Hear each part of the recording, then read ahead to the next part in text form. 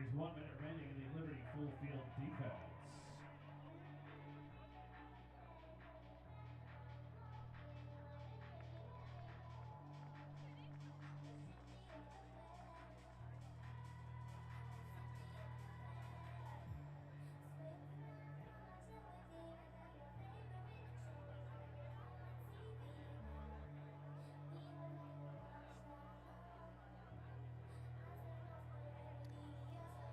Good afternoon and welcome to Delaware Diamond here in Newark, Delaware on the campus of the University of Delaware for the semifinal round of the 2026 Conference USA Softball Tournament. Glad to have you along. My name is Donnie Smith. Our first game of the day is a winner to the final contest between the top seed Gamecocks of Jack State and the number 3 seed, the Flames of Liberty. Should be a great matchup. This is a matchup of two teams that played each other the first weekend of Conference USA play. Jack State coming away winning 2 of 3. It was the first time that Liberty had lost a Conference USA series. Jack State won the Friday night game in Lynchburg 9-1 in 6 innings. Liberty came back on Saturday with a 3-1 victory, and Jack State closed out the weekend with a 6-4 win over the Flames. For Jack State, they received a bye on Wednesday, which is basically 2 rounds. They got a bye through the play-in round and a bye through the first round of double elimination play. First game was yesterday, a 7-0 win over 4th-seeded and host Delaware. Gamecocks getting a phenomenal outing from pitcher of the year / freshman of the year, McKenna Moore, who went the distance, complete game shutout, struck out 6 and allowed just 3 hits over her 7 innings of work. For Liberty, they had 1 extra game. They played La Tech and came away with a 9-0 win over the Bulldogs in their first game on Wednesday. That game was ended after 5 innings. Yesterday, they were a 3-0 winner over Western Kentucky. The big story for them has been the pitching. Camden Anders has been in the circle for both games, and she has been outstanding for head coach Dot Richardson and company. Looking at what she's done through her 2 tournament appearances, has been the best pitcher in this tournament thus far, going with a pair of complete game shutouts and running up the strikeout total. She's been very good, so the Gamecocks going to have to bring their A game at the plate today. We will step aside for a brief timeout. When we come back, we'll spend some time with Julie Bolan, the head coach of Jack State. You're listening to the 2026 Conference USA Softball Tournament Championship on the Gamecock Sports Network.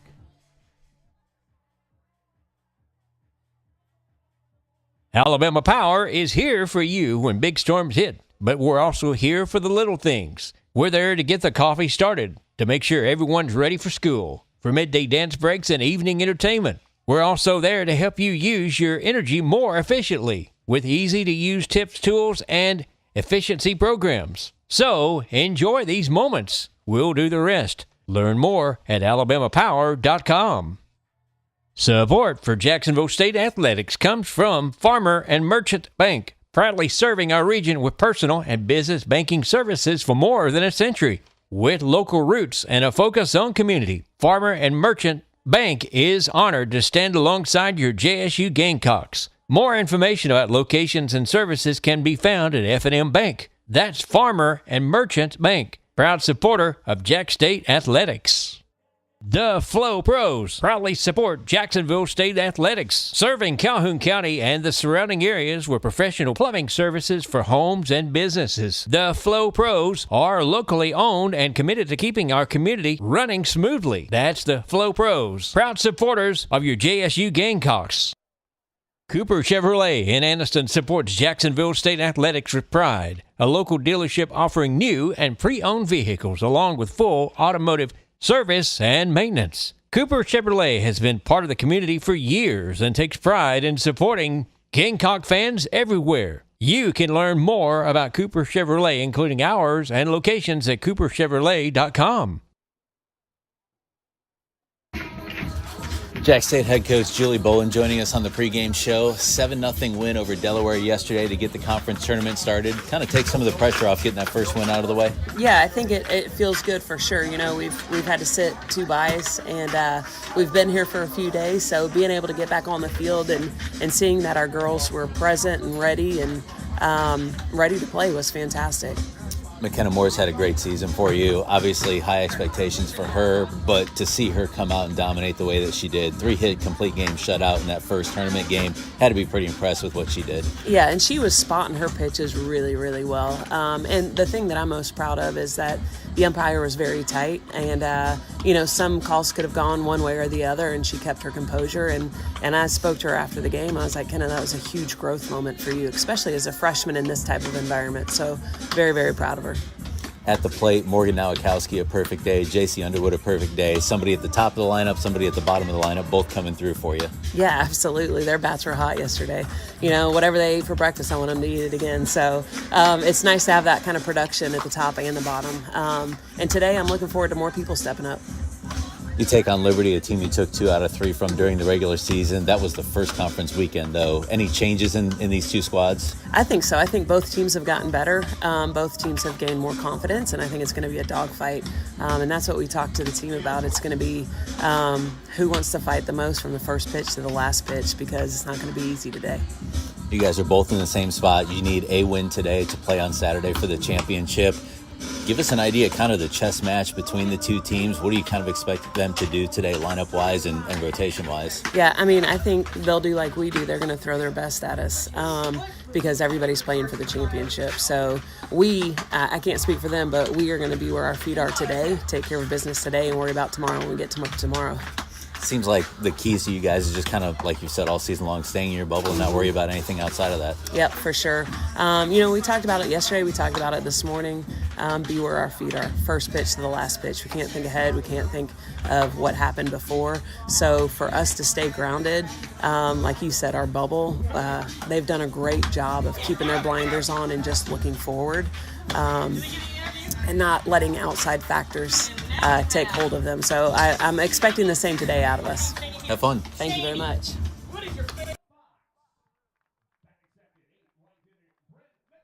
That's head coach Julie Bolan joining us on the pregame show before her team takes on the Flames of Liberty, with the winner advancing to tomorrow's Conference USA Softball Tournament Championship game.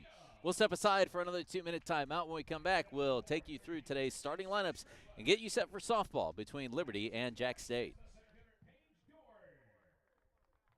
Johnson's Giant Foods is a giant supporter of your JSU Gamecocks, serving Jacksonville with groceries, fresh produce, baked goods, and more. Johnson's has been a part of the community for years and is proud to support local students and Gamecock fans. More information about locations and service is available at johnsonsgiantfood.com. That's Johnson's Giant Foods, proud supporter of Jacksonville State University. There's no place like home, especially on game day at Jacksonville State. Keller Williams Realtor Amy Angel is proud to bring you the Amy Angel Home Football Game Experience. From tailgate to touchdown, Amy's helping Gamecock fans feel right at home all season long. Enter to win today and go Gamecocks! Support for Jacksonville State Athletics is provided by McDonald's of Piedmont and Jacksonville, serving the community with breakfast, lunch, and dinner options throughout the day. McDonald's is proud to be a part of the Gamecock community and to support local students and fans. More information about area locations and employment opportunities can be found at McDonald's.com. McDonald's, I'm loving it. Congressman Mike Rogers proudly supports Jack State Athletics. A proud JSU alumni and a longtime supporter of the Gamecocks, born right down the road in Blue Mountain, Alabama, Congressman Rogers continues to celebrate the university and its students while serving Alabama's 3rd Congressional District. That's Congressman Mike Rogers, proud supporter of your Jacksonville State Athletics. Back at Delaware Diamond, where Jack State is getting ready to take on Liberty in the winner to the championship game of the Conference USA Softball Championship in the, as they call it, contenders bracket. Coming up next will be an elimination game between La Tech and Western Kentucky. Both of those teams losing heartbreaker, or rather La Tech winning a 11-inning contest against New Mexico State 3-1 yesterday. Western Kentucky advances in the late game yesterday by the count of 4-3. Got a runner to third, got an infield single, and a head-first dive into first was just in time. Delaware pulled out all the stops. They challenged if she was safe. That came back negative. Call was upheld. Tried if the runner at second left early. The call on the field stood. So Western Kentucky celebrated 3 times yesterday's win, where they will take on La Tech today at 2:30. And the winner of that game will take on the loser of this game.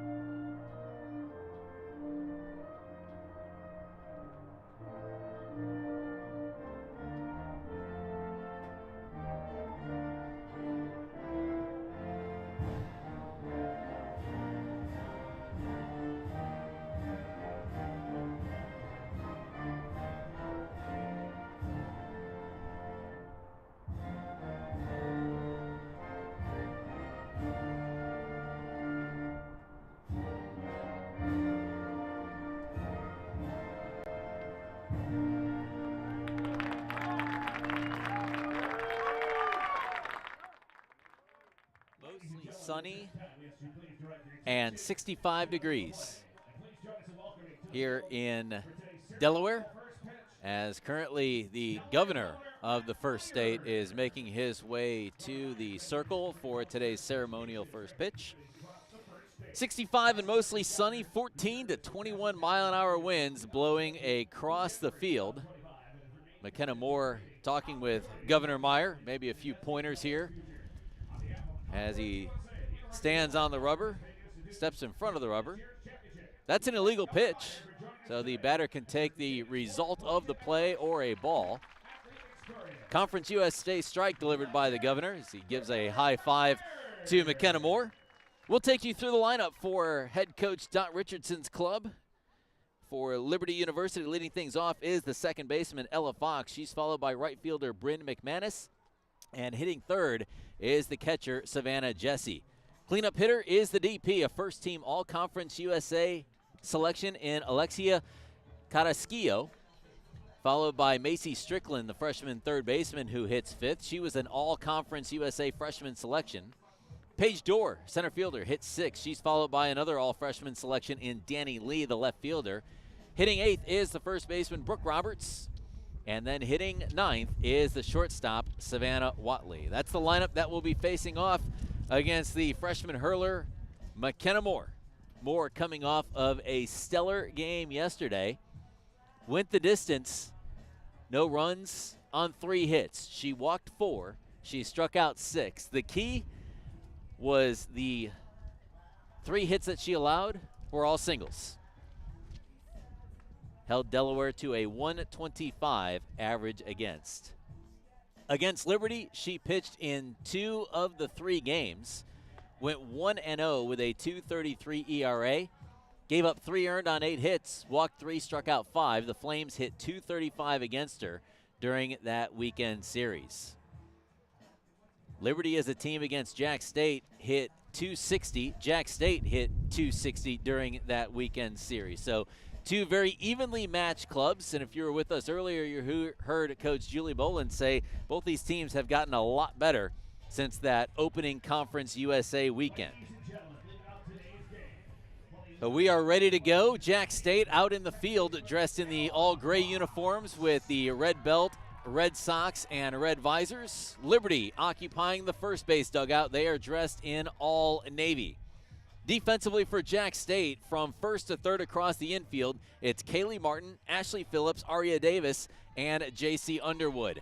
Outfield from right to left, Emma Elrod, Morgan Nowakowski, Haley Cushingberry. Behind the plate is catcher Michaelin Kaiser, and in the circle is the freshman McKenna Moore, who delivers strike one on the outside corner to Ella Fox, the second baseman. Ella Fox, a sophomore from Knoxville, Tennessee, a transfer from North Carolina. Next offering to Fox, swings and misses for strike two. Ella Fox hitting .293 this season, 8 doubles, 3 triples, and has drawn 13 walks. Tries her outside high and away with some speed and misses. It's 1-2 now to Fox. Winner of this game plays tomorrow at noon for the Conference USA Championship. The loser has to win a game today at 5 p.m. to reach the championship. There is only one game tomorrow at noon as the pitch is fouled off by Ella Fox. The winner tomorrow at noon hoists the trophy and gets the hats and t-shirts. That game will air on CBS Sports Network. That is noon Eastern time. A ball and 2 strikes to Ella Fox. Moore consults the wristwatch, brings the hands together, winds, delivers, tries the off-speed high and away, and the count evens at 2 balls and 2 strikes. Only one first-team All-Conference USA selection for Liberty. Very strange, considering they've been the class of this conference. As the pitch is popped up left side, Cushingberry races in, a step into fair territory, makes the catch for out number 1. Brings in the right fielder, Bryn McManus. McManus, a senior from McMinnville, Oregon. McManus, a .305 average, .399 on base percentage this season.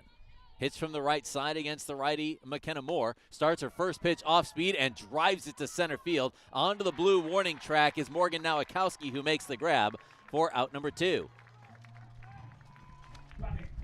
So now it's Savannah Jesse, the catcher, coming to the plate. Jesse, a .313 average, a .556 slugging percentage, 10 doubles, 9 homers, and 36 RBIs. First pitch from McKenna Moore. Tries her outside. Good work by Michaelin Kaiser behind the dish to try and get the call. Gave her a couple of nods of approval. A good miss there by Moore. And it's 1-0 to Savannah Jesse. Redshirt junior from Jonesboro, Tennessee, out of Daniel Boone High School. As the count evens at 1-1 on the swing and miss. Wind gusting once again as we are high above Delaware Diamond here in Newark. Righty on righty matchup. The number 3 hitter in Dot Richardson's lineup. The pitch misses upstairs. 2 balls and a strike to Savannah Jesse.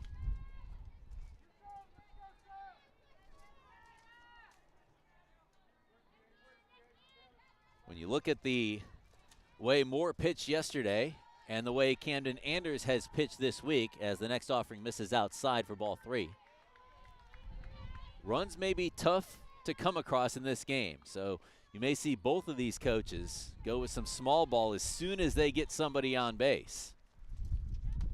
3-1, misses upstairs. So a 2-out walk to Savannah Jesse. And that brings in Alexia Carrasquillo. Carrasquillo, a sophomore from Claremont, Florida, out of Lake Minneola High School. Carrasquillo had a pretty good weekend against Jack State. She was the best hitter on the Liberty lineup that weekend. First pitch from McKenna Moore paints the inside corner, and it's 0-1 to the first team All-Conference USA selection. Carrasquillo was 5 for 9 with 3 runs scored, 2 doubles, a homer, and an RBI. It was a solo shot, so she slugged 1,100. Had a .600 on base percentage, drives that one down the right side towards the Liberty bullpen, foul, and off a Conference USA banner. That ball was squared up nicely, just a tad tardy by the right-handed hitting designated player.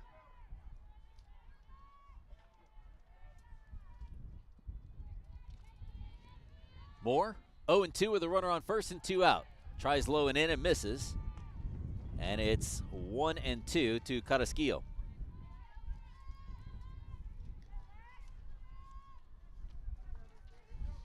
Liberty came into the tournament, or currently sits at 27-27.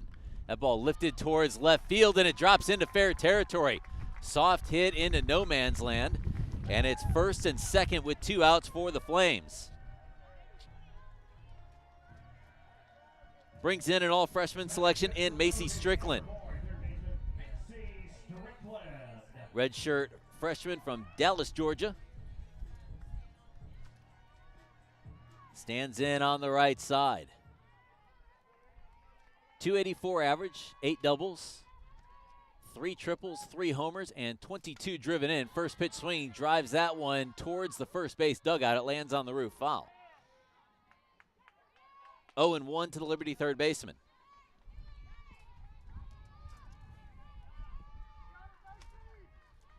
Gamecocks were a 7-0 winner yesterday. Liberty a 3-0 winner yesterday. Jack State played Delaware, which was eliminated last night. And Liberty played Western Kentucky, which will play in the next game against La Tech. 1-1 the count to Strickland after a pitch misses low. Liberty threatening with 2 outs here in the top of the first inning. No score. McKenna Moore's pitch is on the inside corner, and she's 1 pitch away from getting out of a 2-out jam here in the first.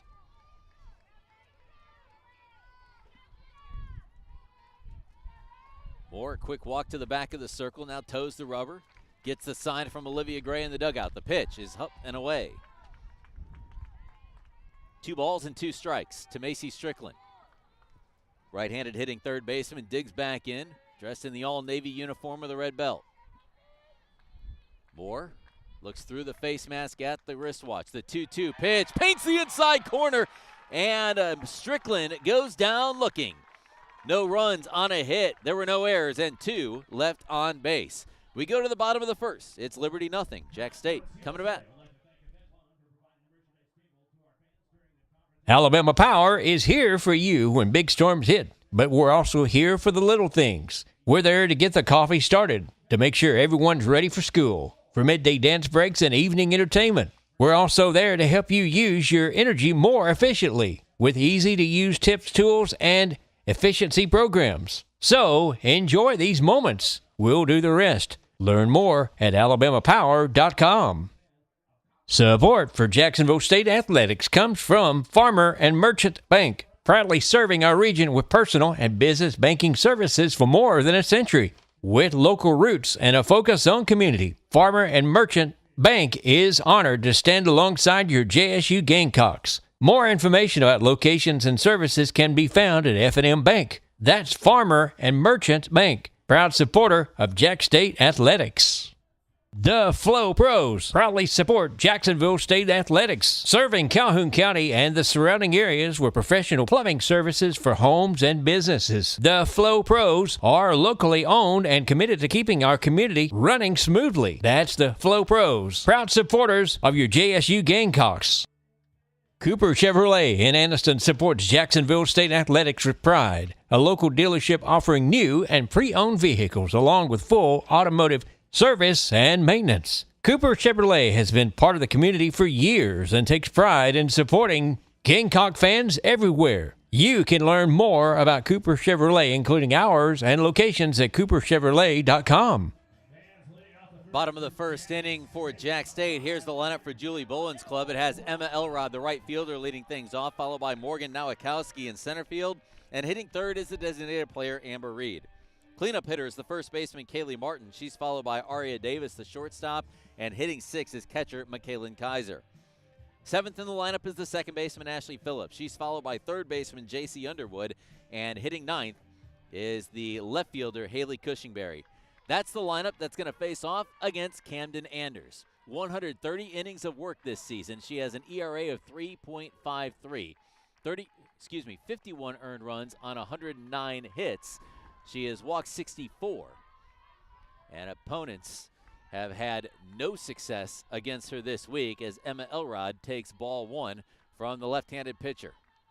Georgia Tech transfer winds and delivers and paints the inside corner to even the count at 1-1. Camden Anders has pitched twice this week here in Newark. In 12 innings of work, she has allowed 5 hits, no runs. She's walked 4, has struck out 11, as the curveball is taken for a strike. It's 1-2. Opponents have hit 128 against Anders, as Liberty was a 9-0 win over La Tech and 3-0 win over Western Kentucky. Goes with the heater low and away. The fans dressed in navy wanted strike 3 to Elrod, as the count evens to 2-2 to the Conference USA Player of the Year. Pitch to Emma, swung on and missed. Strike 3, got her to chase the rise ball. One down, and strikeout number 12 this week for Camden Anders. Brings in Morgan Nowakowski. Nowakowski, 3 for 3, 2 runs scored, and 2 RBIs yesterday. First offering in the lefty-on-lefty matchup misses low.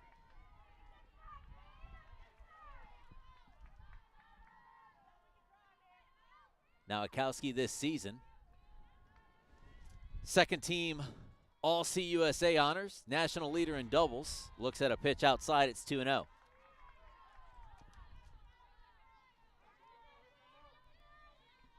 Nowakowski digs back in, that open stance in the left-handed box, right foot pointed towards first base. Takes high and away, and it's 3-0. Amber Reed waiting in the on-deck circle for the Gamecocks. Defensively from Liberty, from first to third, it's Brooke Roberts, Ella Fox, Savannah Watley, and Macy Strickland at third. Anders 3-0, works the inside third of the plate for strike 1. Outfield right to left, Bryn McManus, Paige Dorr, and Danny Lee. Savannah Jesse behind the plate, and Camden Anders in the pitching circle. Her 3-1 offering is hit on the right side. A diving catch made in foul territory by Roberts at first base. 2 down, Amber Reed coming to the plate. Nowakowski, a quick chat with the junior from Sewanee, Georgia, before heading to the dugout. She's also going to relay some information to Kaylee Martin in the on-deck circle.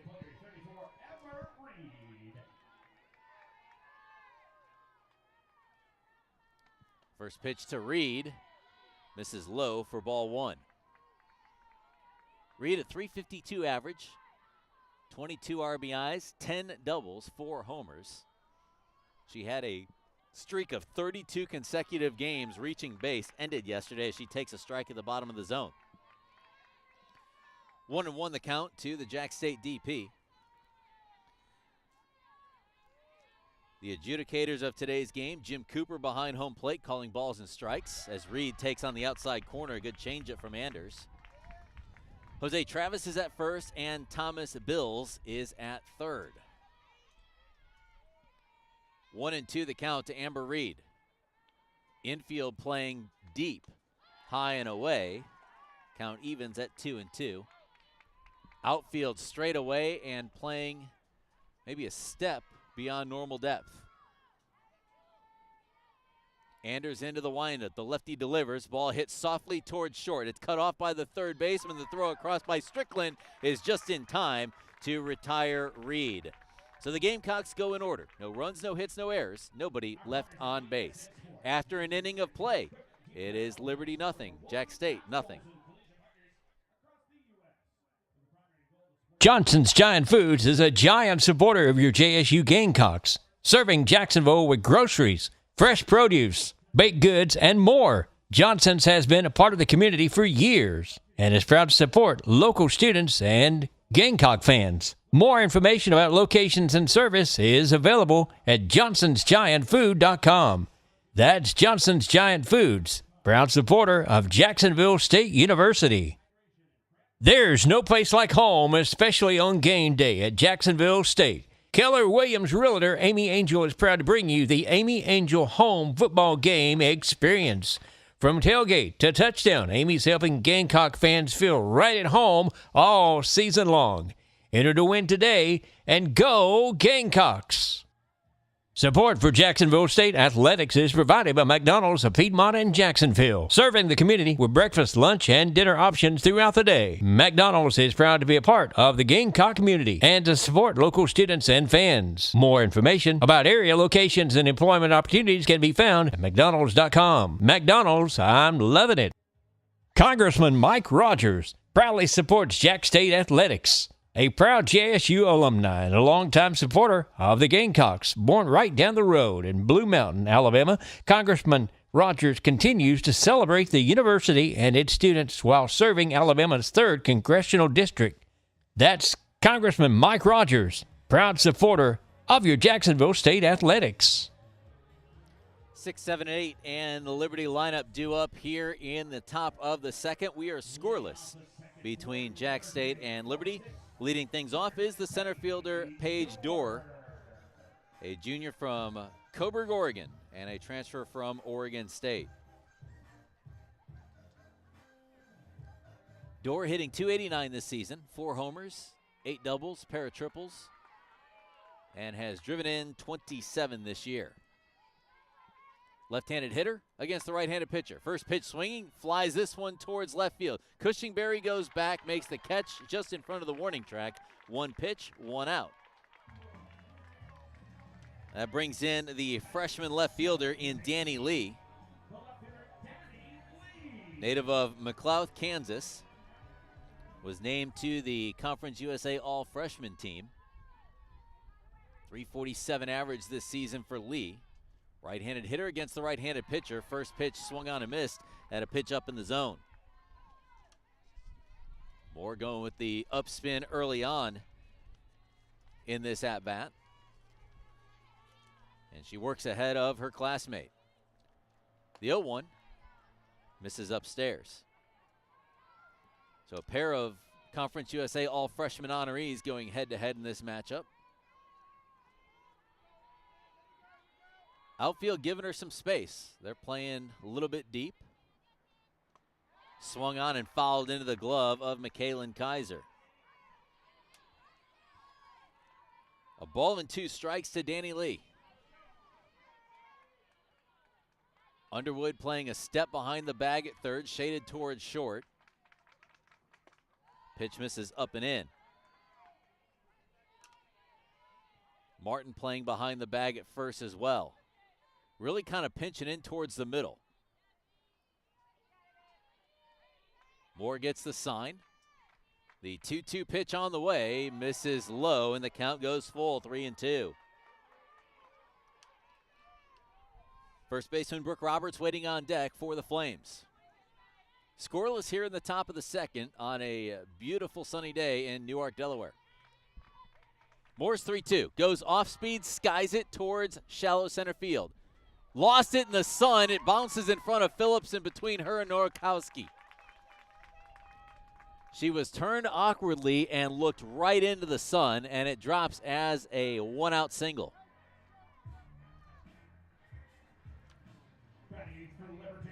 Second hit of the game for the Flames, and it brings in the first baseman, Brooke Roberts.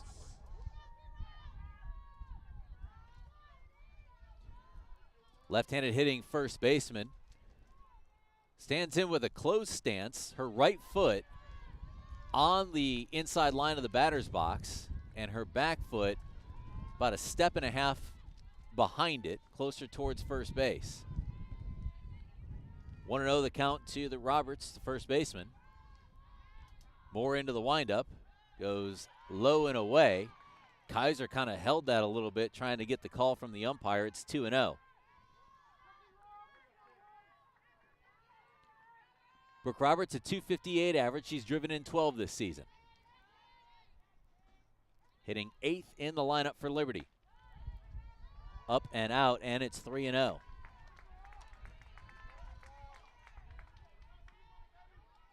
Dot Richardson, the head coach of the Flames of Liberty.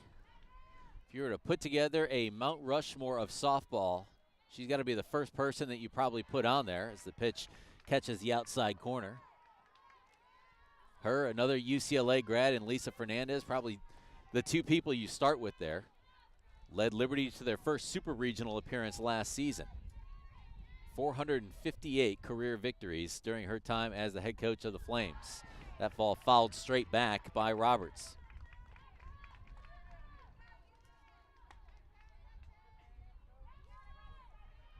Right-handed pitcher against the left-handed hitter. Moore, a walk to the back of the circle, touches the rosin bag. Climbs back aboard the rubber with one on and one out here in the top of the second. Kenna's next offering a changeup that's lifted right side, foul territory, and drops in front of a sliding Elrod. So the count remains full, 3 balls and 2 strikes to the number 8 hitter in the Liberty lineup. Winner plays for the trophy tomorrow at noon. Loser has a chance to come back tonight at 5 to advance to tomorrow's championship game. This meeting right here, this matchup, was last year's championship game as that ball glances off the screen and foul.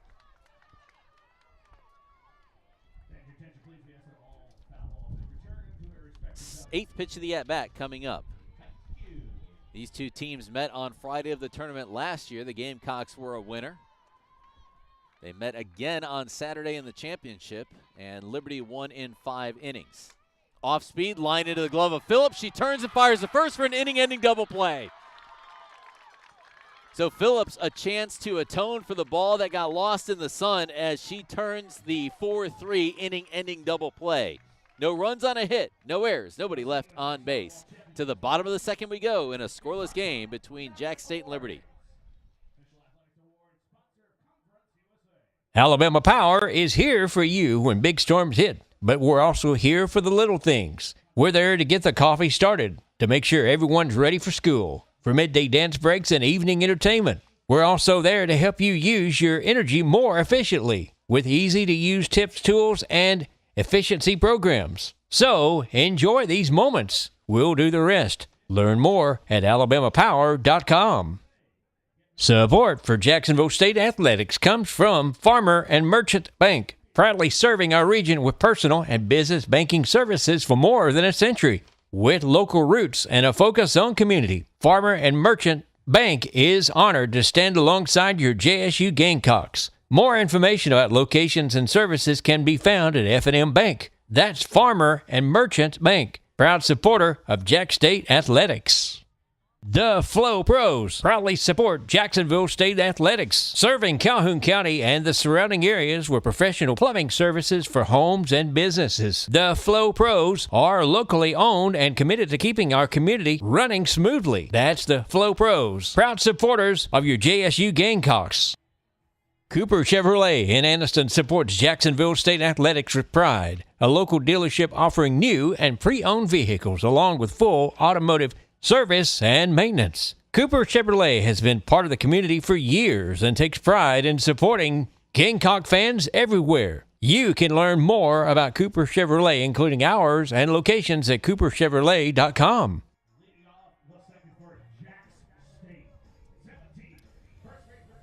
4, 5, and 6 due up for head coach Julie Bolan and the Gamecocks of Jax State. We are scoreless heading to the bottom of the second inning. Kaylee Martin to lead it off. She'll be followed by Aria Davis and McKaylin Kaiser. Camden Anders' first pitch is dribbled into the on-deck circle, foul. And it's 0-1 to the Jax State first baseman and a second-team All-Conference USA selection. .330 hitter, .408 on-base percentage, and a .500 slugging percentage as well. Line down the right side, foul, just outside the line, excuse me. And it's 0-2 to Kaylee Martin.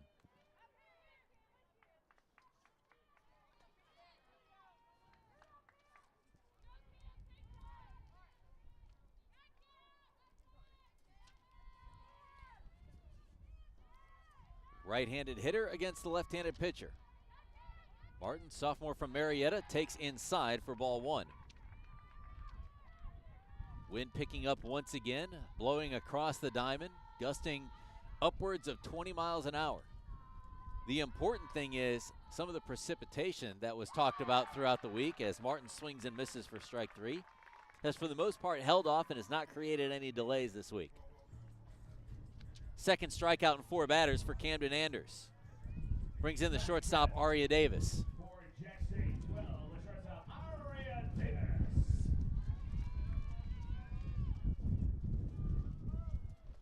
Right-handed hitting shortstop against the left-handed pitcher. Offering misses outside for a ball. 1-0 the count. Davis, sophomore from Toccoa, Georgia, takes a strike, and the count evens at 1-1.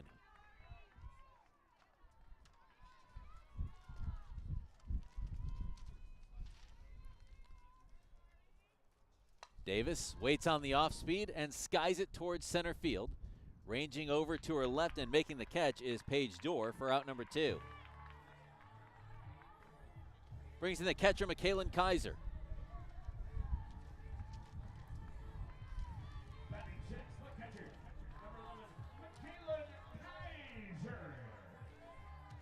Kaiser, a second-team all-conference selection. 302 batting average this season, was 0 for 3 in yesterday's game as that pitch taken to the bottom of the zone for a strike. 0-1 to the Springville, Alabama native. Anders gets the ball, the lefty working quickly. Goes into the windup, the 0-1. Caught the inside corner. Quickly 0-2 to Michaelin Kaiser.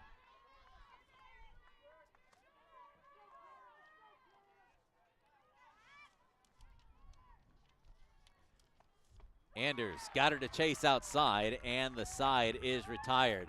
2 more strikeouts for Camden Anders gives her 3 on the day. No runs, no hits, no errors, nobody left on base as the Gamecocks go in order for the second time. We head to the third, scoreless.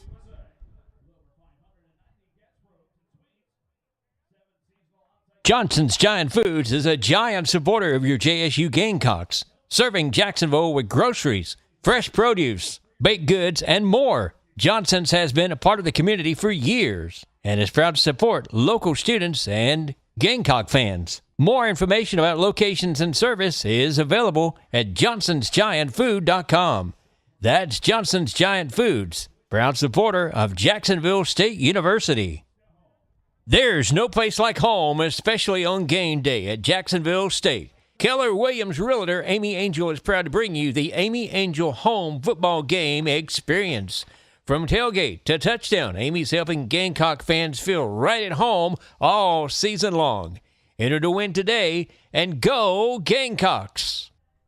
Support for Jacksonville State Athletics is provided by McDonald's of Piedmont and Jacksonville, serving the community with breakfast, lunch, and dinner options throughout the day. McDonald's is proud to be a part of the Gamecock community and to support local students and fans. More information about area locations and employment opportunities can be found at McDonald's.com. McDonald's, I'm loving it.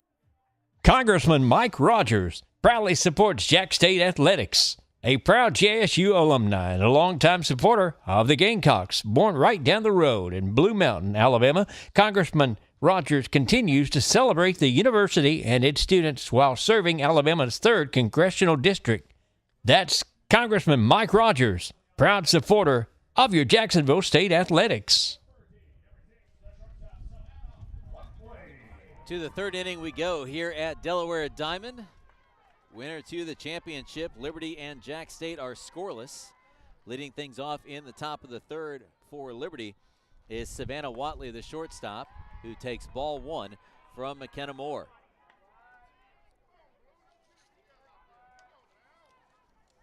Watley, the number 9 hitter in the lineup. Redshirt senior from Oakley, California, a transfer from Oregon State. Off-speed misses low from McKenna Moore. And it's 2-0. Moore through 2, no runs on 2 hits, has struck out 1 and has walked 1. Gets the sign, goes into the windup. The pitch on the outside corner. 2 balls and a strike to Savannah Watley. Watley, a .229 hitter, has driven in 13, has 9 doubles and a homer this season. 2-1, low and outside. 3 balls and a strike to Watley. To the top of the order after this for Ella Fox, followed by Bryn McManus. 3-1 shows bunt, takes on the outside corner. So the count goes full to Watley. McKenna Moore about to throw her 42nd pitch of the contest.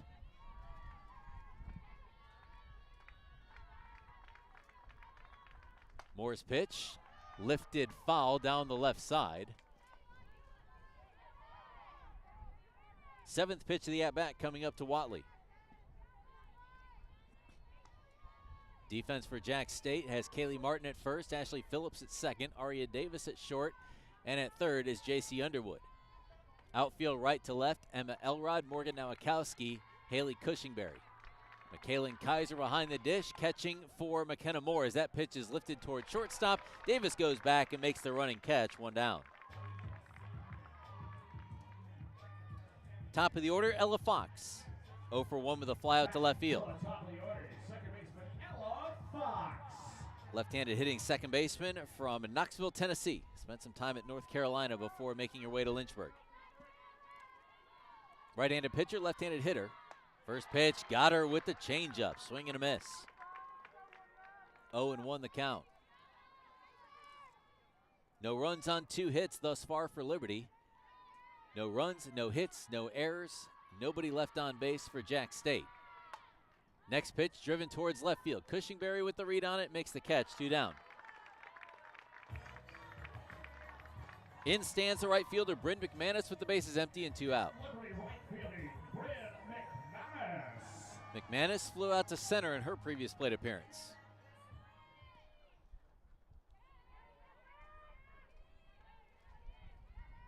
McManus, a .305 hitter this season. First pitch swinging, drives it foul down the right side and out of play. 0-1 to McManus, senior from McMinnville, Oregon.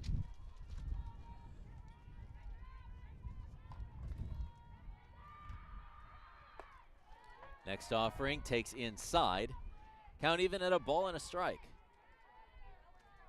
Gamecocks will have 7, 8, 9 here in the bottom of the 3rd.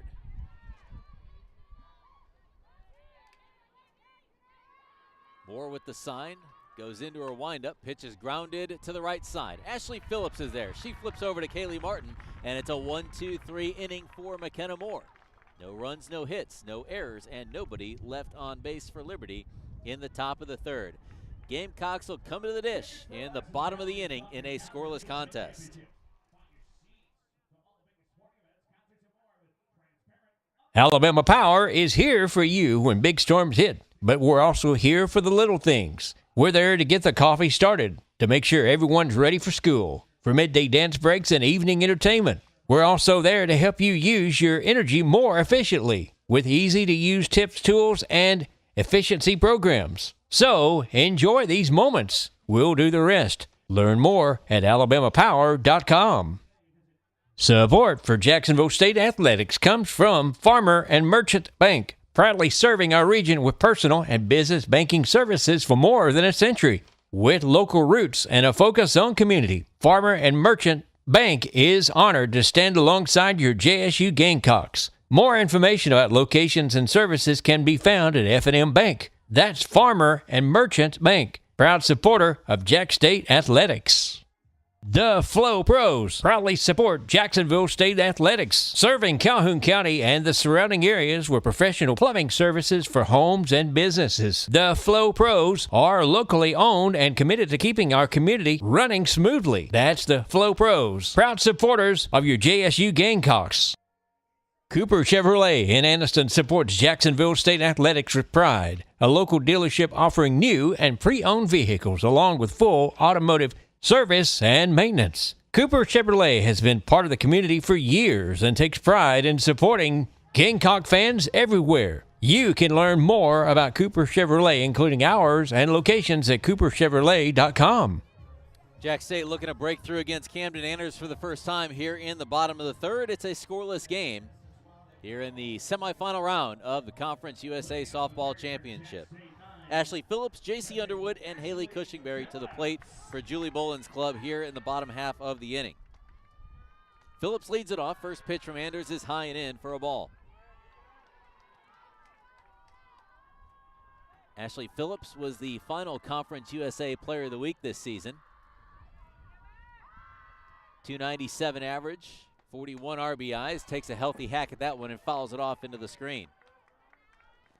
Count even at a ball and a strike. Phillips 41 hits, 13 doubles, 7 homers. She's also drawn 20 walks this year. Anders, the lefty, back to work in the circle for Liberty. The 1-1 offering to Ashley Phillips. Pops that one right side, foul territory. Making the call is the second baseman Fox, and she makes the grab for out number 1. Brings up J.C. Underwood, who had a great day for the Gamecocks yesterday. Was perfect at the plate. 3 for 3, 3 runs scored, had a double. Underwood looks at a pitch low and away for a ball from Camden Anders. Underwood was 0 for 7 with a run scored in the weekend series against Liberty back in March. Into the windup. Next pitch is fouled off the hands into the screen. Ball and a strike. Camden Anders faced Jack State all 3 times in Lynchburg. She did not start any of those games. Worked 4 2/3, allowed 3 earned on 6 hits. Walked 7, struck out 5. That pitch lifted towards right field, drifting back and making the catch just in fair territory is McManus for out number 2. So Underwood puts a charge into that one and just missed her 4th hit of the tournament. Brings in Cushingberry, the number 9 hitter in the Jack State lineup. Haley Cushingberry, the left fielder for the Gamecocks, stands in with the infield drawing in against the lefty, which has shown some slaps at times as she tries there and a swing and a miss. 0-1 to Cushingberry. Haley hitting .210 this season, 10 RBIs. Anders into the windup. The lefty delivers. Pitch on the outside corner. It's 0-2. Anders a walk to the back of the circle. Now toes the rubber. Cushingberry with an open stance in the left-handed box with the infield playing in. The 0-2 is fouled right into the Jack State dugout.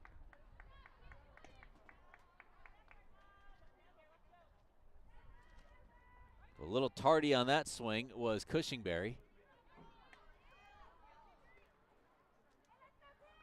There's a very high fence in front of the dugout, and Cushingberry found the one opening right where players can come in and out of the on-deck circle. The 0-2 from Anders, fouled straight back. So Cushingberry continuing to battle at 0-2. Anders has gone right after her after getting ahead 0-2. See if she tries to get her to chase something here out of the zone.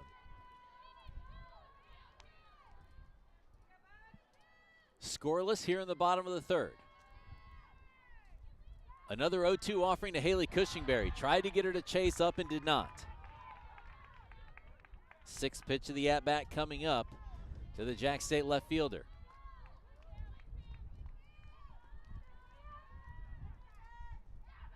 Anders with the sign. The 1-2 offering on the way. Change up, chop back to her. Backing up on it is Ella Fox, the second baseman, and Cushingberry beats it out. So Bug becomes the first base runner for Jack State, and it hands the bat to the Conference USA Player of the Year. Emma Elrod to the dish.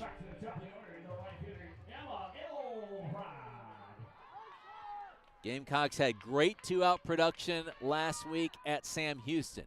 Got a couple of 2-out runs yesterday against Delaware as Emma Elrod looks at strike 1 at the bottom of the zone. Right-handed hitting right fielder against the left-handed pitcher. Anders just surrendered her first hit of the game. Pitch misses low and out, and it came to the 9th batter of the game.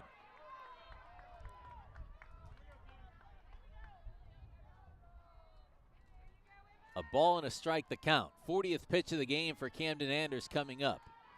No walks, 3 strikeouts. One of those is Emma Elrod. In on the hands, popped her up towards second base, and the catch is made by Fox to retire the side. No runs on a hit. There were no errors, and 1 left stranded. We're through 3 here at Delaware Diamond, and we are scoreless between Jack State and Liberty.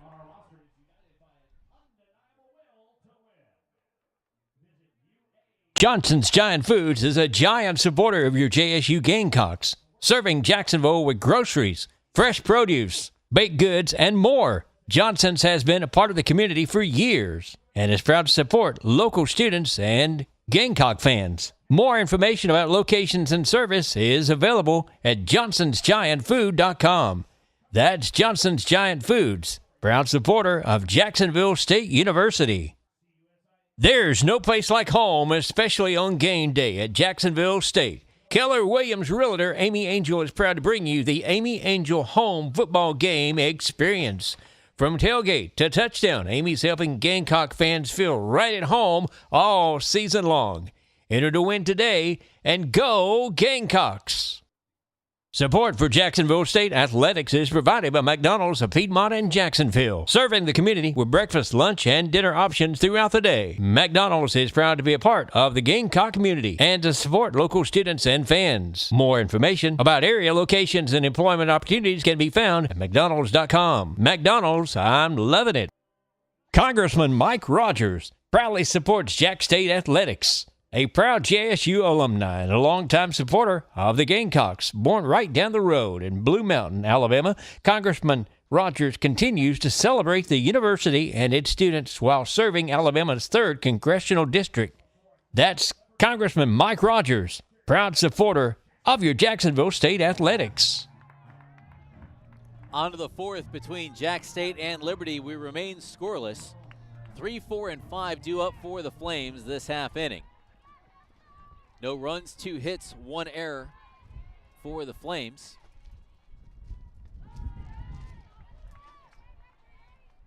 No runs, no hits, no errors for Jack State. So they are ruling the ball that Cushingberry reached on an error at this point. And the count now 1-0 to Savannah Jessie. Popped her up right side and out of play foul. 1-1 to Jessie, who walked in her previous plate appearance. Liberty came into the tournament at 26-27. They were 18-9 in Conference USA play. That pitch lifted high towards left field. Cushingberry to the track, to the wall, and reaches over the wall and makes the grab. Cushingberry saves the run for the first out of the inning.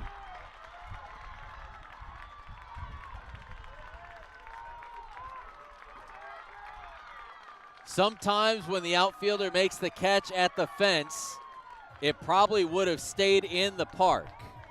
The wind was working against that, but watching Cushingberry, her arm came back to the play side of the fence. So that ball was out of here until she made the grab. Alexia Carrasquillo now coming to the plate for the Flames. Low for ball 1.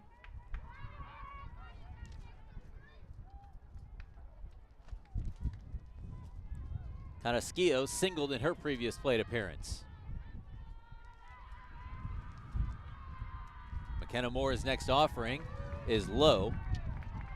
2 balls and no strikes. If the flags were still, that ball by Jessie is gone. 210 to left field. 220 to center. 3 balls and no strikes, the count to Carrasquillo.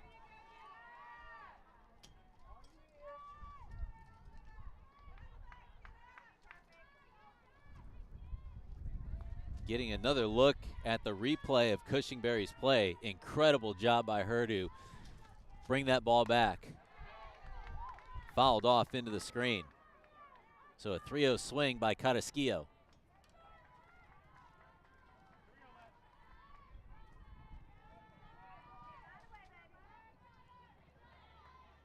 Moore with a new softball back aboard the rubber. 3-1 the count. The pitch to Carrasquillo misses low and in, and Carrasquillo is on with the base on balls.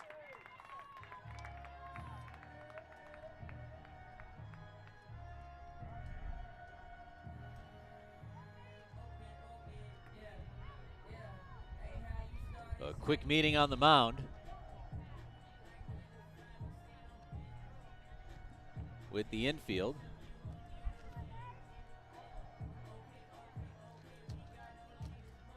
McKenna Moore has thrown 56 pitches. She struck out 1. That was her second walk of the game. And I think Dot Richardson may run for her. Carrasquillo heading for the dugout.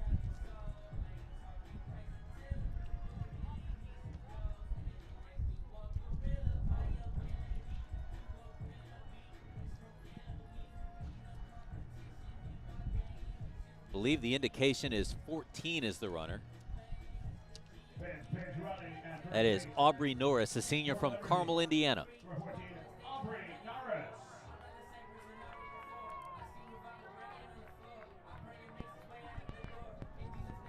The batter for the Lady Flames, number 4, third baseman, Macy Strickland.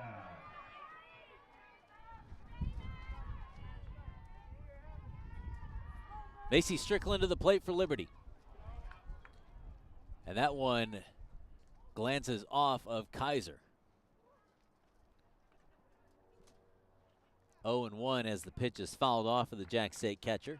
Strickland 0 for 1. She went down watching in her first plate appearance. Kaiser still trying to shake it out.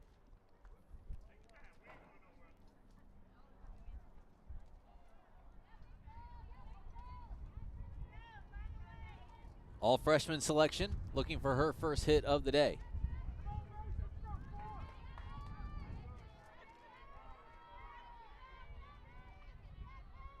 The 0-1 shows bunt, pulls it back, and takes a strike. 0-2.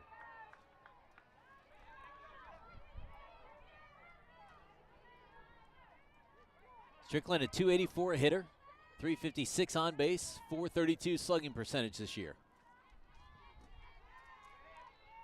Infield playing back, jams her inside, pitch lifted over the press box foul.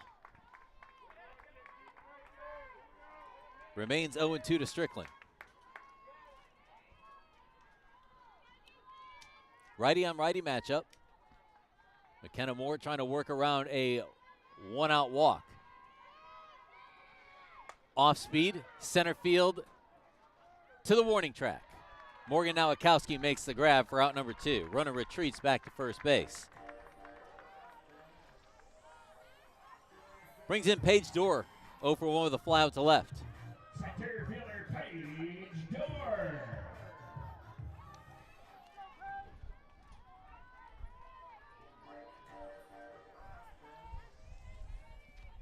Right-handed pitcher, left-handed hitter. Liberty center fielder looks at a pitch upstairs for a ball. 1-0 the count. Norris the runner at first with 2 down.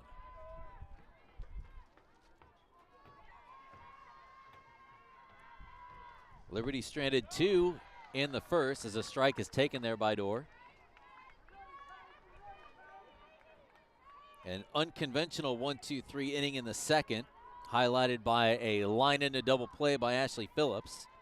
And then a 1-2-3 third for McKenna Moore against Liberty. That ball hit hard towards second base. Phillips up with it. Her throw, unable to grab it, is the shortstop Davis.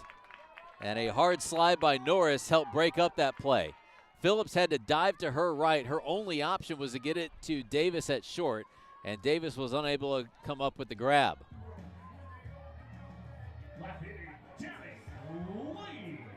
First and second with 2 down. Danny Lee, the left fielder, to the plate. Infield single for Paige Dorr. Danny Lee looks at a pitch upstairs. 1-0 the count. Lee singled in her previous plate appearance. Infield playing back, 2 on and 2 out. Lee on the outside corner. A ball and a strike to Danny Lee. Liberty was the preseason favorite, preseason top 25 team. They came into the tournament 26-27 because when you win a regional, as that ball is lifted towards left field, not sure if Cushingberry's going to be able to make that play. It's gone. 3-run jack by Danny Lee. That is Lee's 5th of the season and gives her 22 RBIs.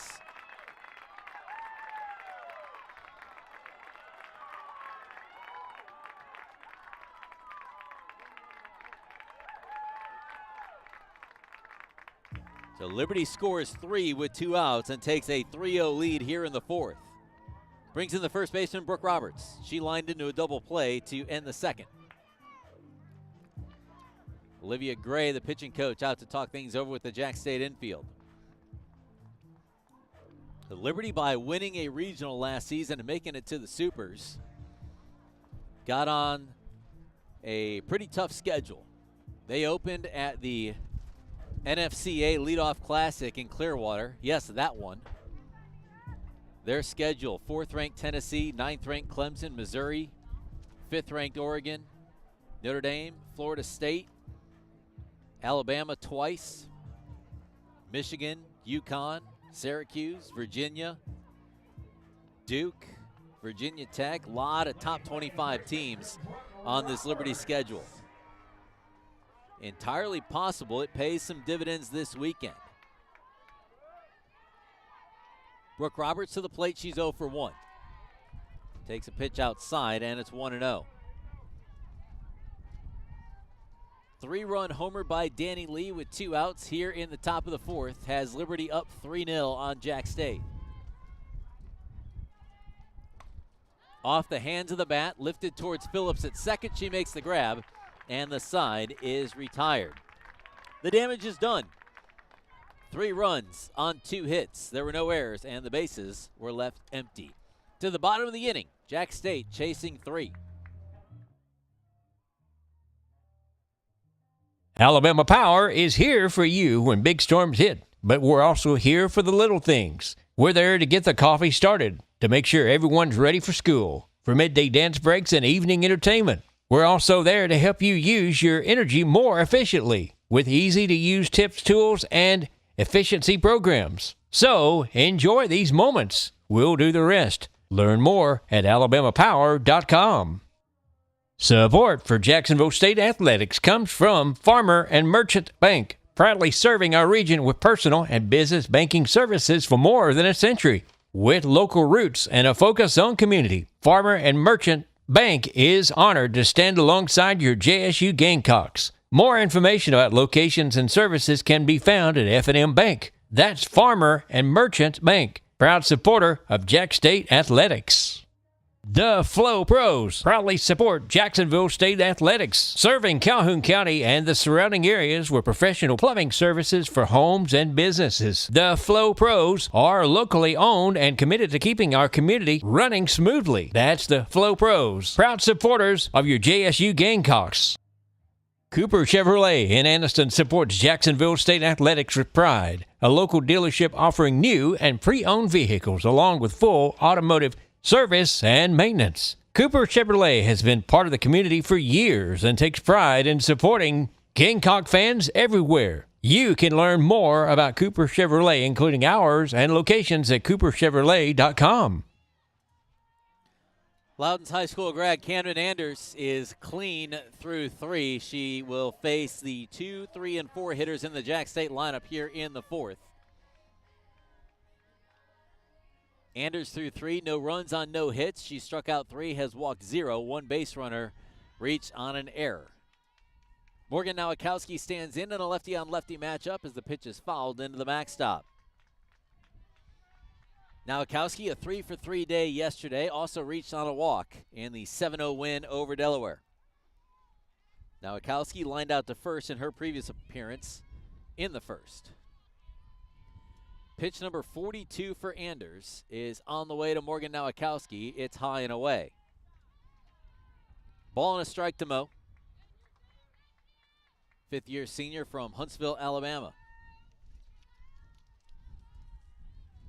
Anders gets the sign, rocks, fires, misses outside, couldn't get her to chase. 2 balls and a strike, the count to Morgan Nowakowski.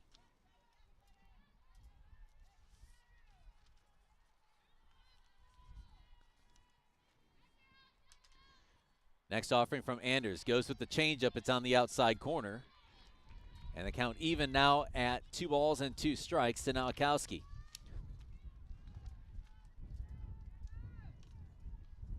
Nowakowski came into the tournament a career .322 hitter with a .341 average during this year's regular season, as that one's hit over the Jack State dugout foul. Remains 2-2.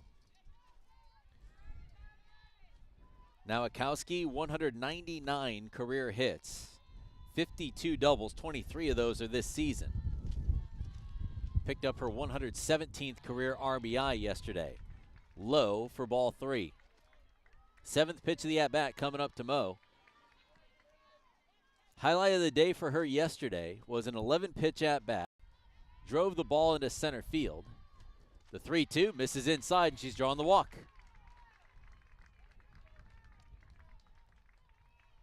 Nowakowski hit the ball to center field, scored J.C. Underwood. An error in center field allowed Elrod to come around. Nowakowski went to second, then went to third on another throwing error. That ball went out of play, and the umpire pointed to Nowakowski and then pointed to home plate. So a Little League home run as Reed takes the first pitch towards left field. Tracking it, it's out of the glove of Danny Lee to second on the throw, and Nowakowski is out on the unconventional fielder's choice.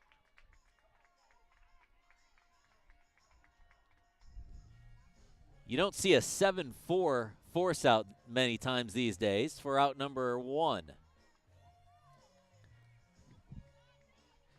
So it brings in Kaylee Martin.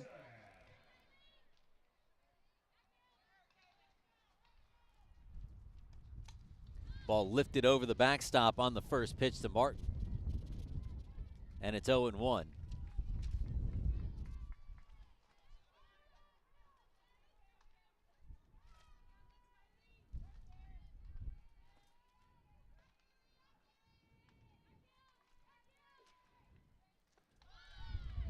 Off speed, taken for a strike by Martin. 0-2 to the Jack State first baseman. She struck out in her previous plate appearance.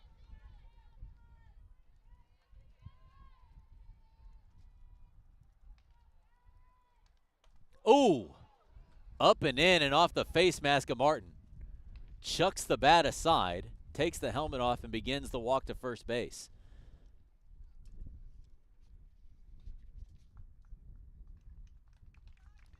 So a round of applause for Kaylee Martin.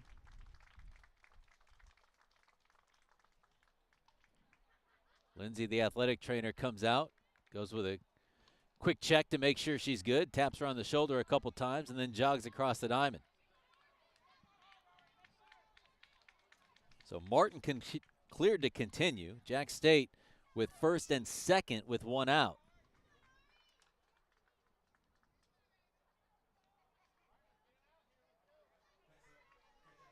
Aria Davis to the plate. 0 for 1 with a fly out to center field.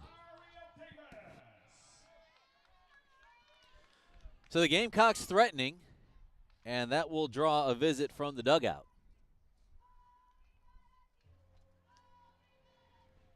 So then the Gamecocks will counter with an offensive huddle of their own down the third base line. Coach Haley Sims and head coach Julie Bolan get together and talk things over with the offense, which has Martin at first, Reed at second, Davis at the plate, and Kaiser in the on-deck circle. 3-run homer by Danny Lee in the top half of this inning has Liberty up by the count of 3-0. Jack State in search of their first hit of the game. Nowakowski drew a walk to lead off the inning. Reed hit a fly ball to left field that was dropped, but Nowakowski was thrown out at second. Kaylee Martin then hit by a pitch.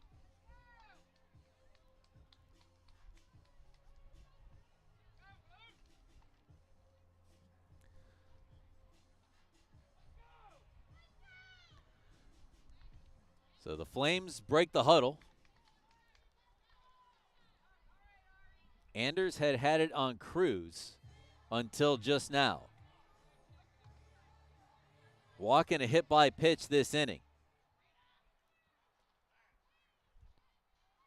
And now a fresh chamois out to the back pocket of Anders.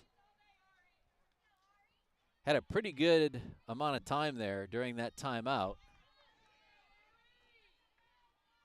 And now Anders aboard the rubber, looking into the right-handed hitting shortstop Davis, who takes up and in for ball 1 from the lefty. Anders, a sophomore from Valdosta, Georgia. Spent some time at Georgia Tech before heading to Liberty. Davis, hit her. Camden Anders has said, how, where? The bases are loaded. Anders still standing at the very bottom of the pitcher's circle with her arm out, trying to get an explanation from Jim Cooper. So back-to-back beanballs have the bases loaded for Jack State for McKaylin Kaiser, a second-team All-Conference USA selection. Kaiser to the plate, looking for her first hit of the tournament.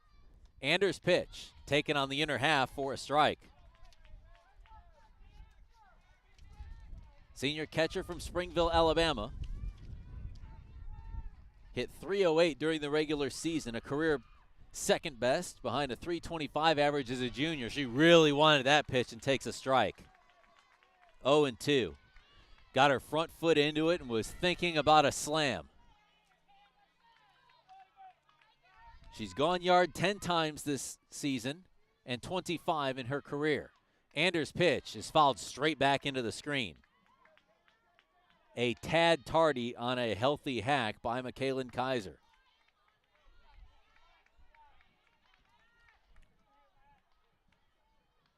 Had a great weekend against Sam Houston last week.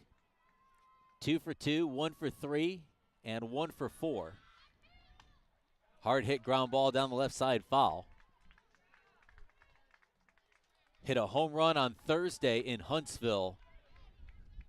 That was a no-doubter as soon as she made contact. Bat went flying towards the first base dugout, and the celebration ensued. She might have hit a ball further on Saturday, but it was foul. The 0-2 to Kaiser, fouled back again.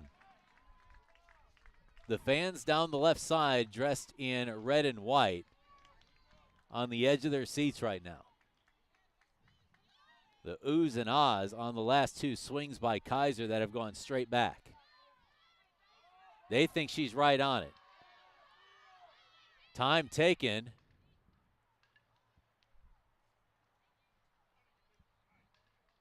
I think Kaylee Martin was doing jumping jacks at second base, trying to get the umpire's attention. Anders aboard the rubber. No balls and 2 strikes to McKaylin Kaiser with the bases loaded, fouled straight back our way. 7th pitch of the at-bat coming up to Kaiser. Anders a walk to the back of the pitcher's circle as she still tries to solve the Jack State catcher. Can't go with the off-speed here because Kaiser's been just a little late. If you go off-speed, she's going to take it over the Tompkins Center as she swings and misses at a pitch outside. She got her to chase successfully.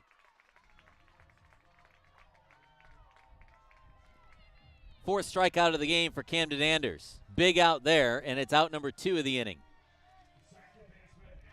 So that brings in another senior in Ashley Phillips.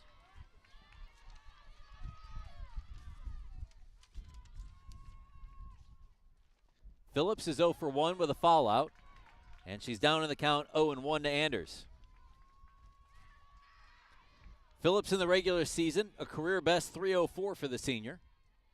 13 doubles, 7 homers, 41 RBIs. That puts her at 101 career RBIs. Strike taken there by Phillips. 0-2, and Anders is now 1 pitch away from getting out of a bases-loaded jam here in the 4th. Go-ahead run at the plate in the form of the Jack State second baseman. Anders into the windup. The pitch is high.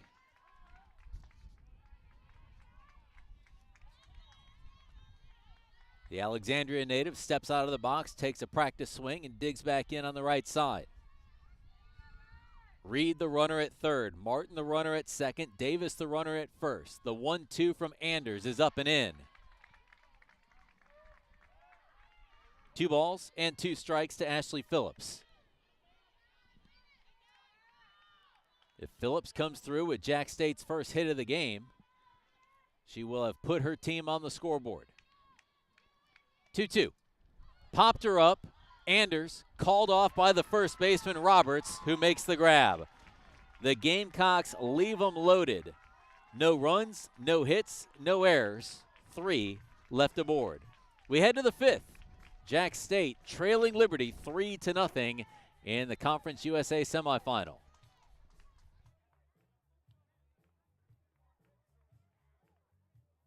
Johnson's Giant Foods is a giant supporter of your JSU Gamecocks, serving Jacksonville with groceries, fresh produce, baked goods, and more. Johnson's has been a part of the community for years and is proud to support local students and Gamecock fans. More information about locations and service is available at johnsonsgiantfood.com. That's Johnson's Giant Foods, proud supporter of Jacksonville State University. There's no place like home, especially on game day at Jacksonville State. Keller Williams Realtor Amy Angel is proud to bring you the Amy Angel Home Football Game Experience. From tailgate to touchdown, Amy's helping Gamecock fans feel right at home all season long. Enter to win today and go Gamecocks! Support for Jacksonville State Athletics is provided by McDonald's of Piedmont and Jacksonville, serving the community with breakfast, lunch, and dinner options throughout the day. McDonald's is proud to be a part of the Gamecock community and to support local students and fans. More information about area locations and employment opportunities can be found at McDonald's.com. McDonald's, I'm loving it. Congressman Mike Rogers proudly supports Jack State Athletics. A proud JSU alumni and a longtime supporter of the Gamecocks, born right down the road in Blue Mountain, Alabama, Congressman Rogers continues to celebrate the university and its students while serving Alabama's 3rd Congressional District. That's Congressman Mike Rogers, proud supporter of your Jacksonville State Athletics. Top of the 5th here at Delaware Diamond. Glad to have you along for this Conference USA semifinal game between Liberty and Jack State. The Flames of Liberty have a 3-0 lead over the Gamecocks, thanks to a 3-run homer by Danny Lee in the 4th. McKenna Moore's first offering taken for a strike by the number 9 hitter in the lineup, Savannah Watley. The shortstop is 0 for 1 with a pop out in the 3rd. 3 runs, 4 hits, 1 error, 2 left on base for Liberty. That ball popped towards left field and it drops in for a leadoff single.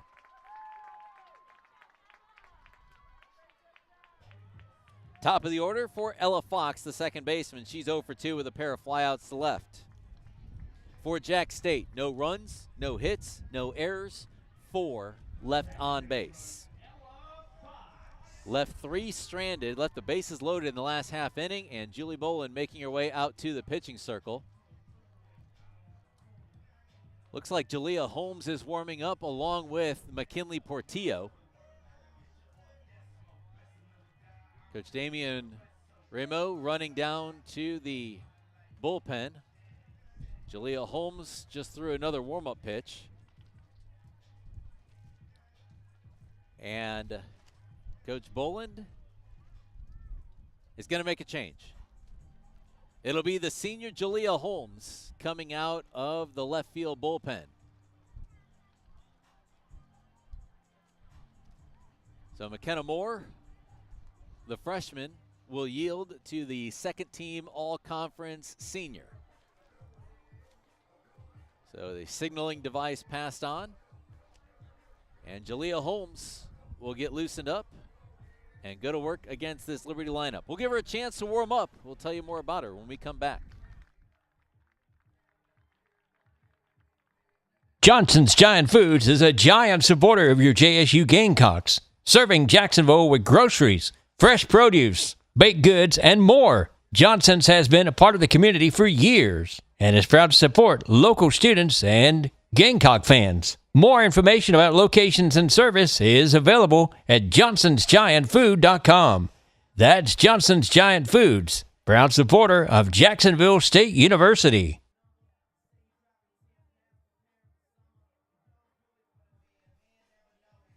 It's the senior from Sharpsburg, Georgia, warming up for Jack State, Jalea Holmes, to the circle for the Gamecocks. Jalea 17-6 this season, a career best for the 4-year Gamecock. In 115 1/3 innings of work, she's been a part of 4 shutouts this season.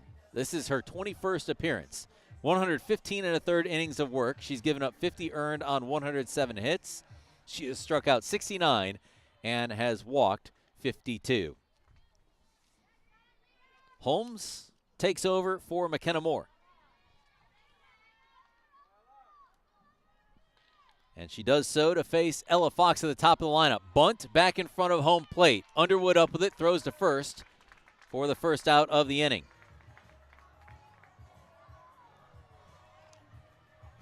So Watley to second. Fox is retired 5-3 on the sac bunt for the first out of the inning. To Bryn McManus. She's in search of her first hit of the game. McManus takes upstairs on the rise ball from Holmes.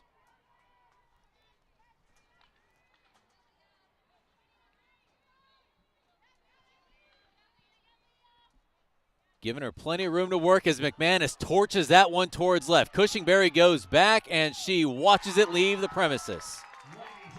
Two-run jack for Bryn McManus.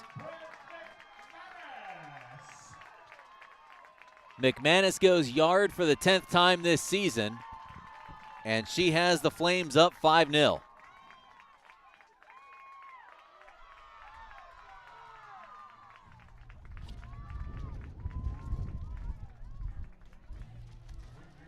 So in stands Savannah Jessie. Ulay Woodruff sprinting to the left field bullpen.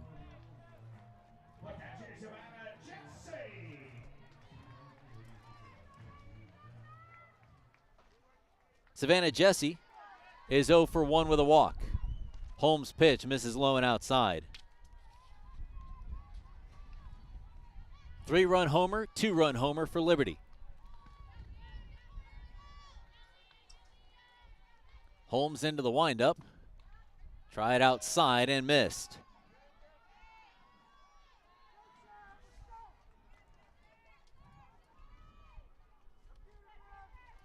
Jalea against Liberty worked 1 1/3 in relief. Up and in. And it's 3-0.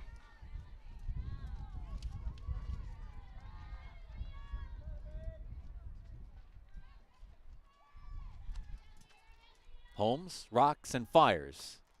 Misses outside, and it's a 4-pitch walk to Savannah Jessie. 1 on, 1 out, and it's Alexia Carrasquillo coming to the plate. Holmes in an inning and a third in relief on March 8th against Liberty. No runs on a hit. She walked 1. Gamecocks won that game on Sunday 6-4.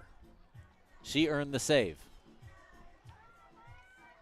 Dot Richardson may be running for Savannah Jessie here.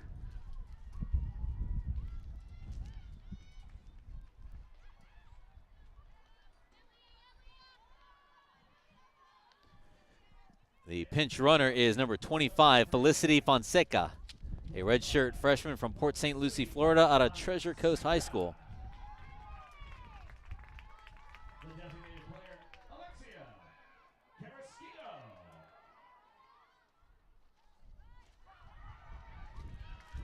Pitch got away, and the throw down is not in time. Fonseca into second base safely.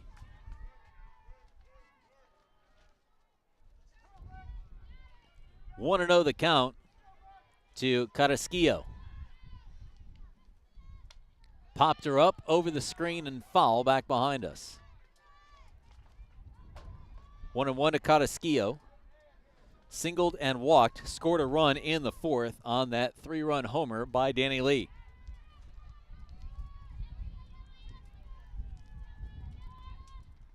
That one comes up short, and it gets away from Kaiser, and into third goes Fonseca. Got to second on a wild pitch and goes to third on one as well. 2 balls and a strike to Alexia Carrasquillo. Holmes on the outside corner. 2 balls and 2 strikes now to Carrasquillo, the designated player.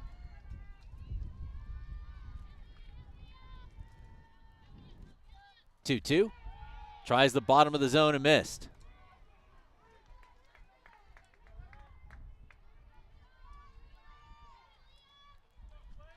Righty on righty matchup. 5-0 Liberty. Fly ball, center field. Now Akowski with a read on it. Now comes in 3 steps and makes the grab. Tagging and scoring is Fonseca.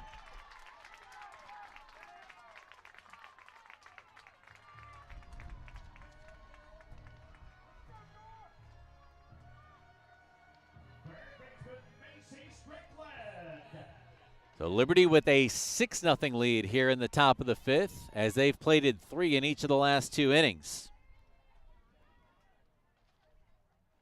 2 outs, Spacey Strickland is the hitter. The all-freshman selection is 0 for 2 in the game with a strikeout and a flyout.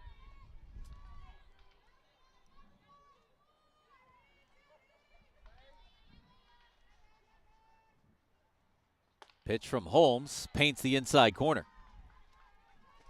Ball and a strike to Strickland.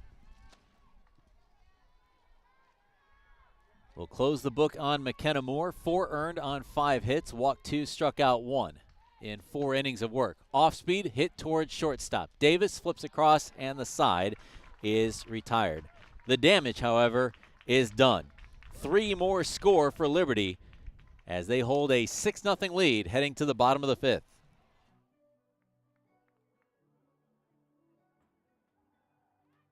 Alabama Power is here for you when big storms hit, but we're also here for the little things. We're there to get the coffee started, to make sure everyone's ready for school, for midday dance breaks and evening entertainment. We're also there to help you use your energy more efficiently with easy-to-use tips, tools, and efficiency programs. So enjoy these moments. We'll do the rest. Learn more at alabamapower.com.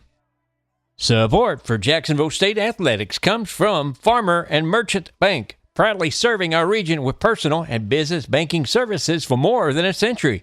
With local roots and a focus on community, Farmer and Merchant Bank is honored to stand alongside your JSU Gamecocks. More information about locations and services can be found at F&M Bank. That's Farmer and Merchant Bank, proud supporter of Jack State Athletics. The Flow Pros proudly support Jacksonville State Athletics, serving Calhoun County and the surrounding areas with professional plumbing services for homes and businesses. The Flow Pros are locally owned and committed to keeping our community running smoothly. That's the Flow Pros, proud supporters of your JSU Gamecocks. Cooper Chevrolet in Anniston supports Jacksonville State Athletics with pride, a local dealership offering new and pre-owned vehicles along with full automotive service and maintenance. Cooper Chevrolet has been part of the community for years and takes pride in supporting Gamecock fans everywhere. You can learn more about Cooper Chevrolet, including hours and locations at cooperchevrolet.com. Work to do for the Gamecocks here in the bottom of the 5th. Liberty with a 6-0 lead. Jack State looking for their first hit of the game. 8, 9, and 1 due up for Julie Bolan's club. J.C. Underwood put a charge in one into right field in her previous plate appearance. That ball grounded towards the third base coach's box where Julie Bolan makes an incredible one-handed grab. 0-1 to the sophomore third baseman. Underwood a 3-for-3 day yesterday with a double and 3 runs scored. Camden Anders has been lights out. Not just today, this week.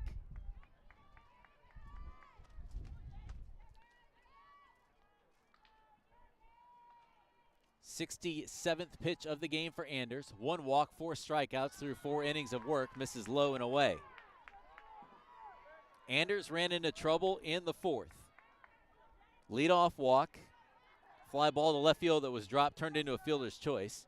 Back-to-back hit by pitches. Came back and calmly struck out Michaela Kaiser during a long at-bat. Off speed, hit hard towards third. Strickland up with it, throws across, and Underwood is retired. After the strikeout to Kaiser, she got Ashley Phillips to pop out to first to get out of the bases-loaded jam.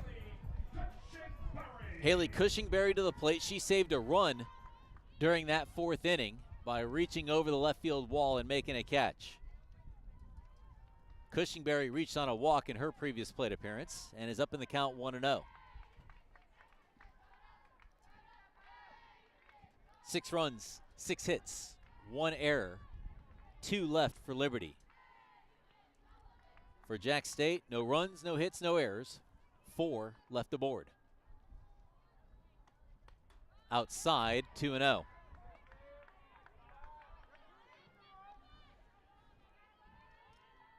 Last few weeks, we've seen Michaela DeVille get a pinch hit opportunity in left field during this middle part of the game. Cushingberry takes a strike as she was showing bunt.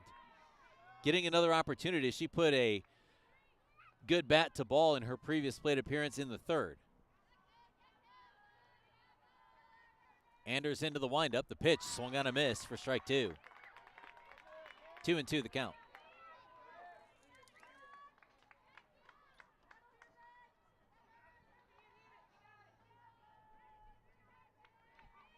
Anders 2-2 pitch to Bug. High and away, and the count goes full. Emma Elrod waiting in the on-deck circle with one out and the bases empty in the home half of the fifth. Ground ball, left side, cut off by the third baseman Strickland, who makes the play again.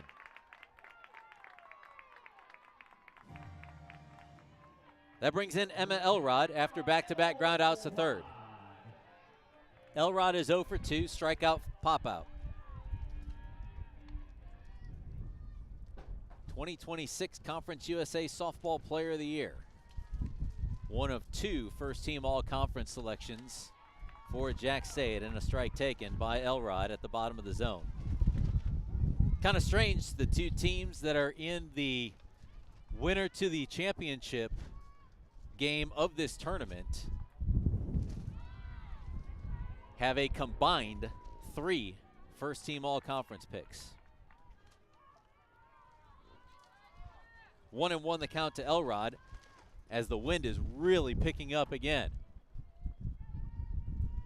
The 1-1.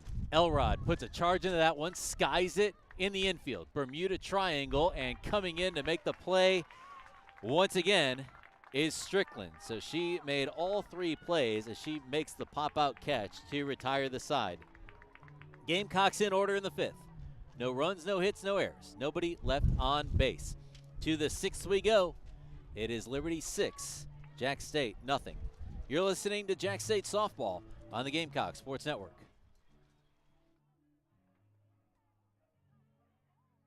Johnson's Giant Foods is a giant supporter of your JSU Gamecocks, serving Jacksonville with groceries, fresh produce, baked goods, and more. Johnson's has been a part of the community for years and is proud to support local students and Gamecock fans. More information about locations and service is available at johnsonsgiantfood.com.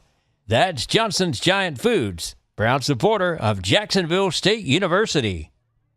There's no place like home, especially on game day at Jacksonville State. Keller Williams Realtor Amy Angel is proud to bring you the Amy Angel Home Football Game Experience. From tailgate to touchdown, Amy's helping Gamecock fans feel right at home all season long. Enter to win today and go Gamecocks! Support for Jacksonville State Athletics is provided by McDonald's of Piedmont and Jacksonville, serving the community with breakfast, lunch, and dinner options throughout the day. McDonald's is proud to be a part of the Gamecock community and to support local students and fans. More information about area locations and employment opportunities can be found at McDonald's.com. McDonald's, I'm loving it. Congressman Mike Rogers proudly supports Jack State Athletics. A proud JSU alumni and a longtime supporter of the Gamecocks, born right down the road in Blue Mountain, Alabama, Congressman Rogers continues to celebrate the university and its students while serving Alabama's 3rd Congressional District. That's Congressman Mike Rogers, proud supporter of your Jacksonville State Athletics. Paige Dorr leads off the 6th for Liberty, as they have a 6-0 lead over Jack State. Jalea Holmes' first pitch is ripped towards the Liberty bullpen and foul, and one hops into the parking lot. 0-1 to the Liberty center fielder, who is 1 for 2 with a single and a run scored in the 4th.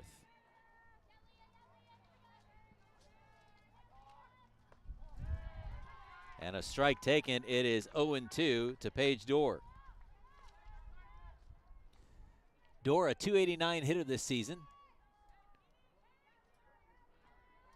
Picked up her 45th hit of the season and make it 46 as she drops that one into left field in front of Cushingberry.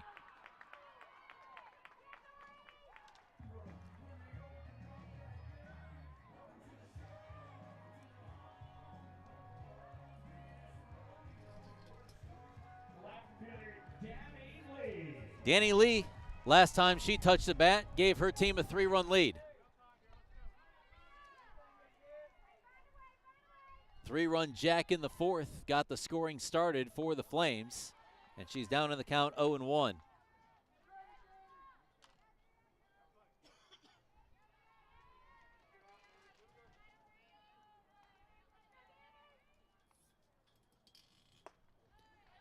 Mrs. Lowe does Jalea Holmes, and the count even at 1-1.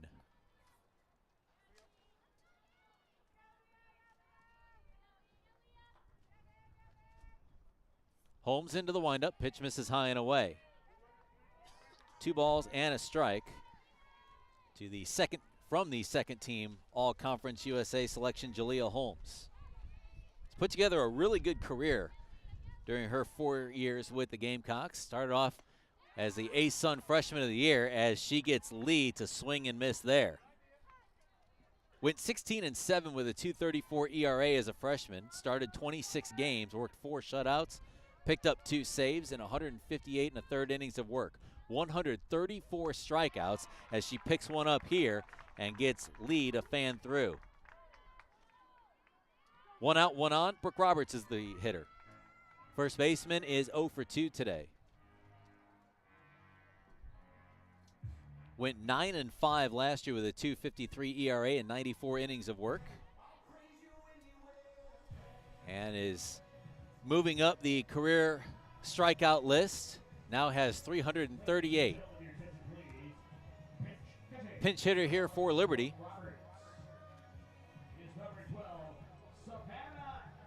It is Savannah Nash coming to the plate.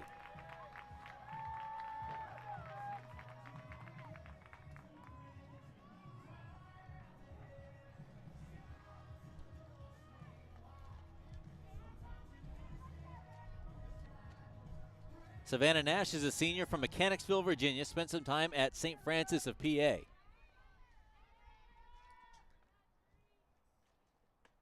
Nash, with her 68th at-bat of the season, has a 1-0 count here against Holmes. Nash 13 hits, 5 RBIs. Of her 13 hits, 4 doubles, a homer, and has drawn 6 walks. Ball and a strike now the count. Holmes this season, career high 17 wins. Makes her 46-26 all time. Swing and a miss by Nash makes it 1-2. Holmes has been a part of 4 shutouts once again this season. Has a save, 115 innings of work.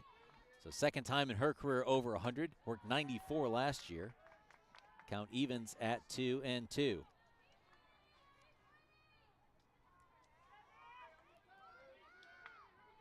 Holmes got the start in the regular season finale.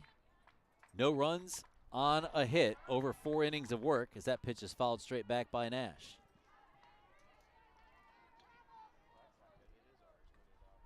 Also started the first game of the final series of the regular season. 1 earned on 5 hits with 3 strikeouts against Sam Houston. Holmes into her windup. Ground ball hit towards Phillips. Goes to second for 1. The throw is not in time. So about a step away from turning an inning-ending double play.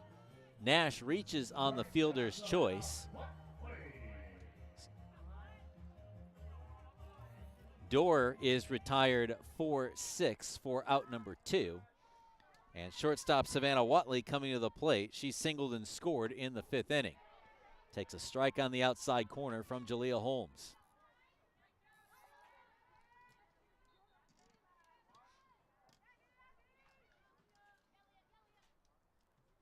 Holmes into the windup. Next offering. Got her to chase upstairs. Jalea now 1 pitch away from a scoreless 6. Her team trailing by 6. Down to their final 6 outs. Jalea's next offering, poked down the third baseline, foul just past Dot Richardson.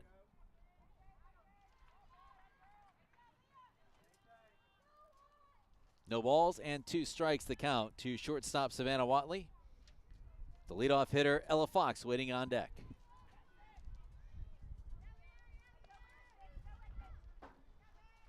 Savannah Nash, the runner at first.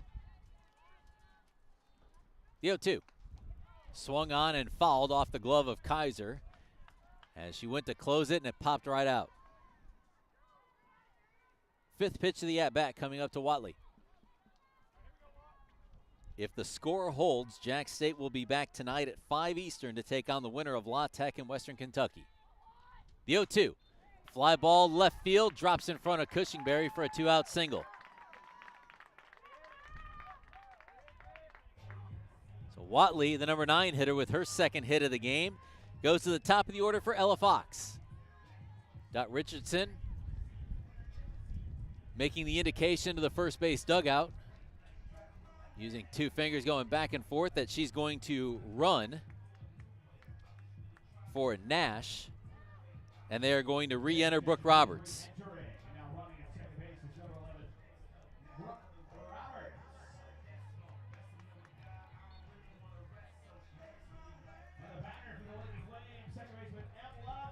So good speed aboard for Liberty, which has a chance to invoke the run rule. If they are able to score 2 with 2 outs, they will force Jack State to score in the bottom half of this inning. First pitch is fouled into the backstop by Ella Fox.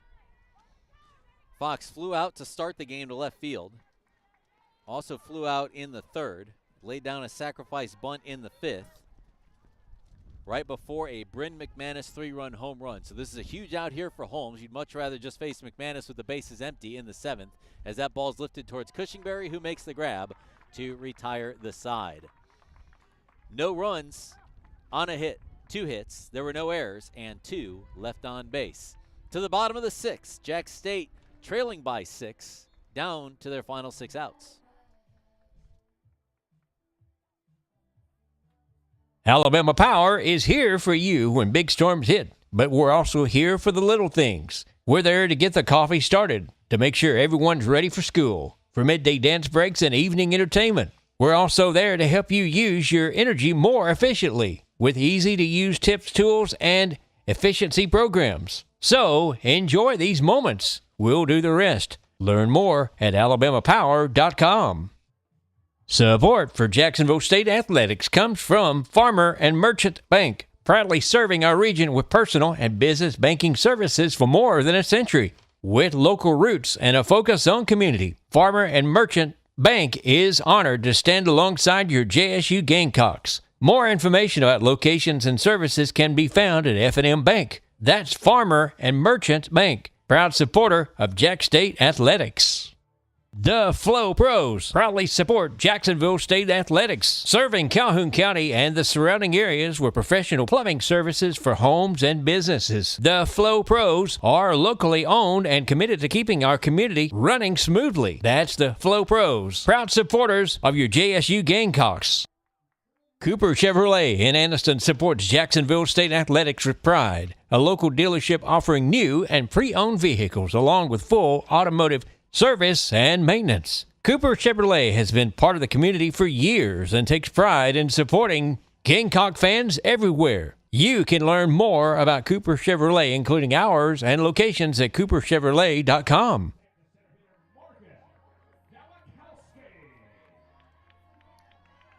2, 3, and 4 in Julie Bolan's lineup due here in the 6th for Jack State. Now Akowski, Reed, and Martin trying to solve the mystery that is Camden Anders. Liberty pitcher, no runs, no hits allowed through 5 innings of work, and her team has a 6-0 lead in this winner to the championship game. Starts Mo off with a ball outside. Anders rocks, fires, throws off speed upstairs, and it's 2-0. Worked around Mo last time she led off an inning, which was in the 4th. That was when the Gamecocks had their best chance. I believe a gate blew open, and our first base umpire, Jose Travis, stopped play and pointed in that direction. Here's the 2-0 to Nowakowski down the heart of the plate.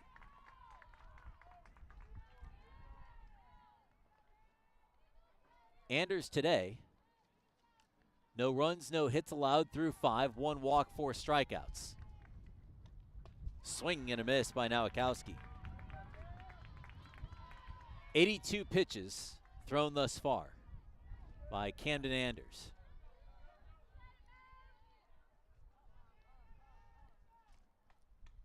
Next one is fouled straight back.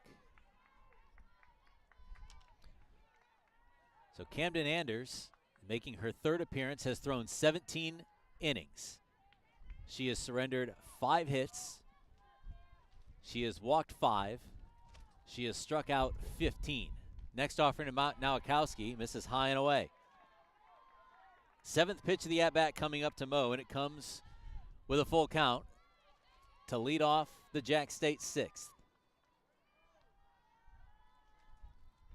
The lefty delivers to the left-handed hitting center fielder, who fouls that one onto the berm as it drops in front of the La Tech coaching staff. 8th pitch of the at-bat coming up to Moe. She won a long at-bat yesterday and turned it into 3 runs. Anders' pitch, high and away, and Nowakowski has drawn her second base on balls of the contest. And Maddie Mayo will pinch hit. Mayo made good contact yesterday, reached on an error.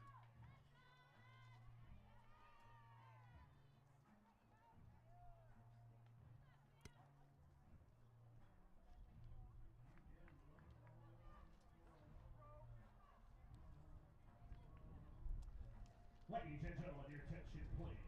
Pitch hitting. The designated player, number 34, Amber Reed. So Mayo to the dish. 0-0, Maddie Mayo.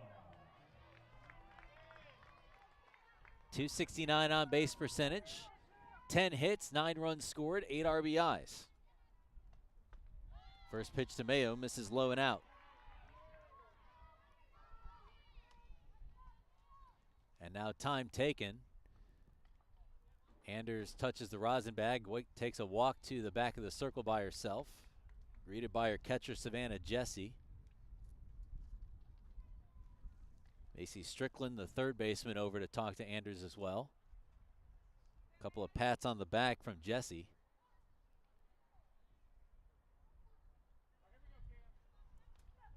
Anders has gone the distance this week for Liberty. Shaking out her fingers, toes the rubber, brings the hands together, and delivers the 1-0 to Maddie Mayo. Got her to swing through the off speed. 1-1 to Maddie Mayo. Native of Tallahassee stands back in on the right side. Anders, the 5'9" lefty, winds, delivers, swing and a miss. A ball and 2 strikes to Maddie Mayo, with Kaylee Martin waiting on deck. Gamecocks trail by 6. They have 6 outs to make up the difference. Up and in. 2-2 to Maddie Mayo. Winner of this game will be back on the field at noon Eastern tomorrow to play for the trophy. Loser of this game plays today at 5 p.m. to try and play for the trophy.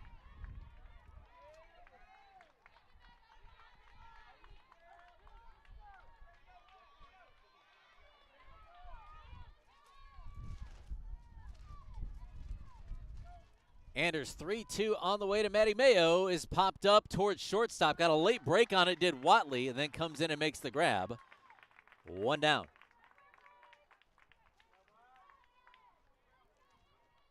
Brings up Kaylee Martin. 1 out, 1 on. Martin is 0 for 1 and was hit by a pitch in the 4th.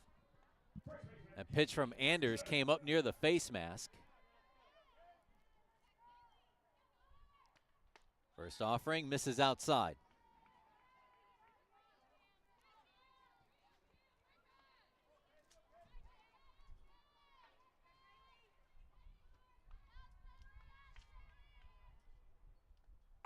Off speed, drilled down the left side, foul. 1-1 the count. Martin just a little bit out in front of that one.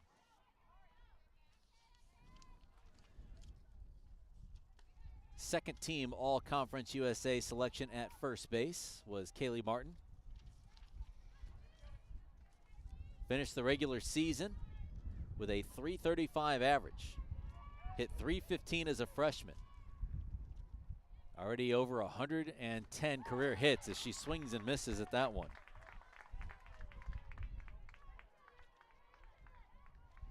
A ball and 2 strikes.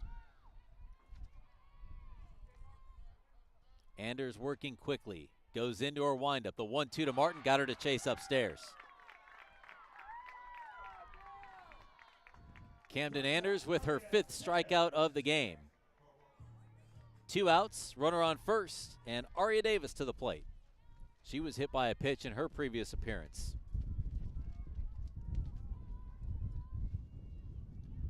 Anders off speed, first pitch is drilled into right field, and it gets into the gap. Davis digging for second, heading home, and then being held up is now Akowski on a great throw from right field by McManus.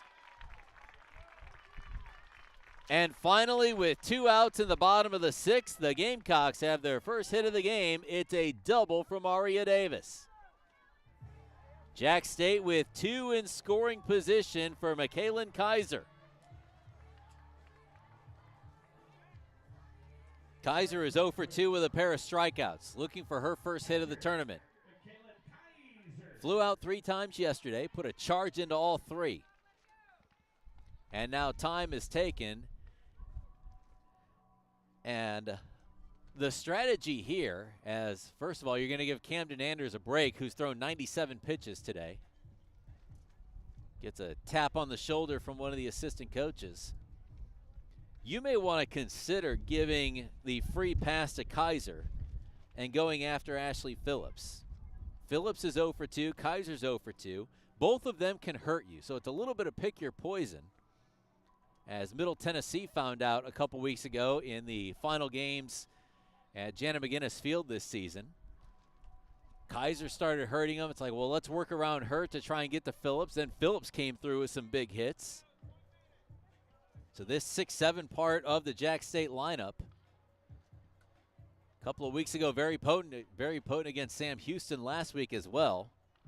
And Julie Bolan hoping those 2 seniors can come through for her now to try and start chipping away at this 6-run deficit with 4 outs remaining.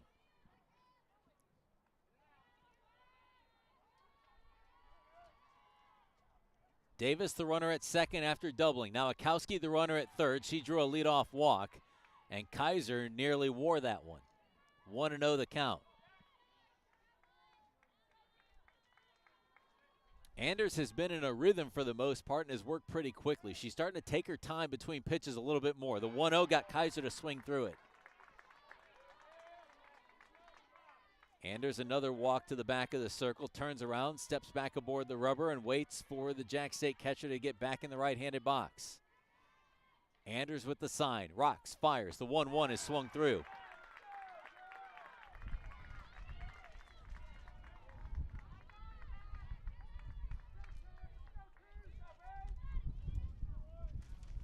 Right-handed hitting catcher, left-handed pitcher. 2 in scoring position for Michaelin Kaiser, who swings and misses and is down on strikes. 6 punch-outs today for Camden Anders. Liberty will hit in the top of the 7th, looking to add to a 6-0 lead. Johnson's Giant Foods is a giant supporter of your JSU Gamecocks, serving Jacksonville with groceries, fresh produce, baked goods, and more. Johnson's has been a part of the community for years and is proud to support local students and Gamecock fans. More information about locations and service is available at johnsonsgiantfood.com. That's Johnson's Giant Foods, proud supporter of Jacksonville State University. There's no place like home, especially on game day at Jacksonville State. Keller Williams Realtor Amy Angel is proud to bring you the Amy Angel Home Football Game Experience. From tailgate to touchdown, Amy's helping Gamecock fans feel right at home all season long. Enter to win today and go Gamecocks! Support for Jacksonville State Athletics is provided by McDonald's of Piedmont and Jacksonville, serving the community with breakfast, lunch, and dinner options throughout the day. McDonald's is proud to be a part of the Gamecock community and to support local students and fans. More information about area locations and employment opportunities can be found at mcdonalds.com. McDonald's, I'm loving it.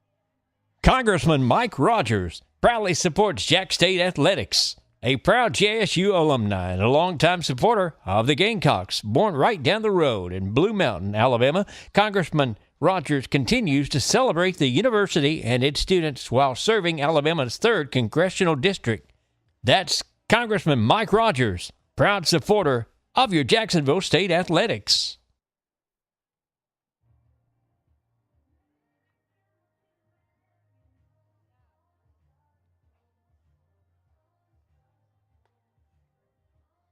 McKinley Portillo now into the circle for Jack State to work the 7th here for the Gamecocks. She comes on in relief of Julia Holmes. Port, the junior, will stand in.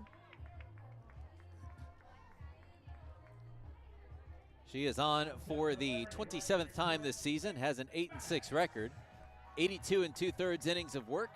She has struck out 48 on the season. But Portillo to face McManus, Jesse, and Carrasquillo. So the thought here is to not give a very dangerous part of the Liberty order another look at either Holmes or obviously McKenna Moore. And the first pitch to Bryn McManus, who torched one in her previous plate appearance, is taken at the bottom of the zone for a strike. Portillo into the windup. Off speed, misses low for a ball. Count even at 1-1 to Bryn McManus. 6 runs, 8 hits, and 1 error for Liberty. They've stranded 4 base runners. Jack State, no runs on a hit, no errors. They have stranded 6. Strike taken at the bottom of the zone. The count moves to 1-2 to Bryn McManus, the right fielder. 1 for 3 with a 3-run jack. Ground ball through the right side. Excuse me, there's a 2-run home run by McManus as she fouls that one off down the right side. Danny Lee had a 3-run homer in the 4th. Bryn McManus a 2-run homer in the 5th. And a sacrifice fly by Alexia Carrasquillo, who is in the on-deck circle. Those are the 6 runs for Liberty. Portillo's 1-2 offering. Goes to the changeup and misses outside. 2 balls and 2 strikes to Bryn McManus. Portillo looking into her senior catcher, Michaelin Kaiser. The 2-2 up and in for ball 3. 7th pitch of the at-bat coming up. Infield pinches in towards Port to encourage her. They really like that spot. A lot of the fans here did as well. The 3-2 offering, line down the right side. That's a fair ball, and it kicks into the corner. McManus gets the green light to head to second. They're going to wave her into third, and it is a diving triple. She came off the bag and is back just ahead of the tag by Underwood. So a leadoff triple by Bryn McManus has Liberty right back in business.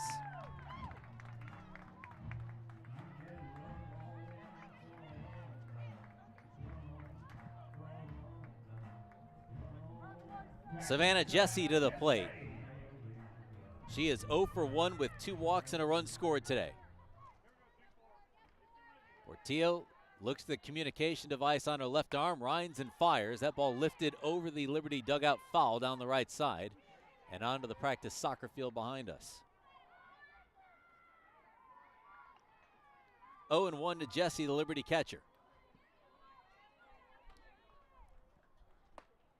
Pitch misses low and inside at the back foot. And Jesse even in the count at 1-1. Carrasquillo waiting in the on-deck circle. Fly ball, right field. This is plenty deep enough to score the 7th run of the game. Elrod makes the catch at the warning track. And jogging in from third is McManus. And it's 7-0 Liberty.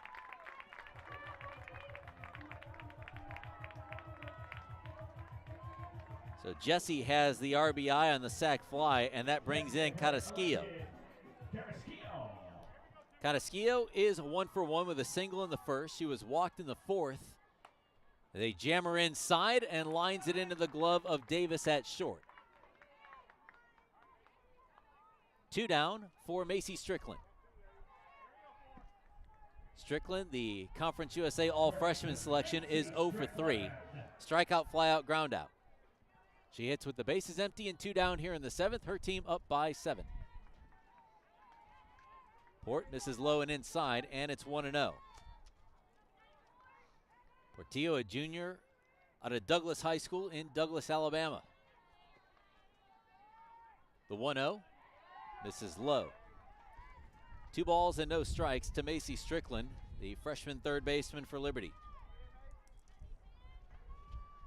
If the score holds, Jack State will play again today at 5 o'clock Eastern against either Western Kentucky or La Tech. Ground ball to short. Davis up with it. Her throw a little offline, but a good adjustment by Martin at first base to make the catch and retire the side.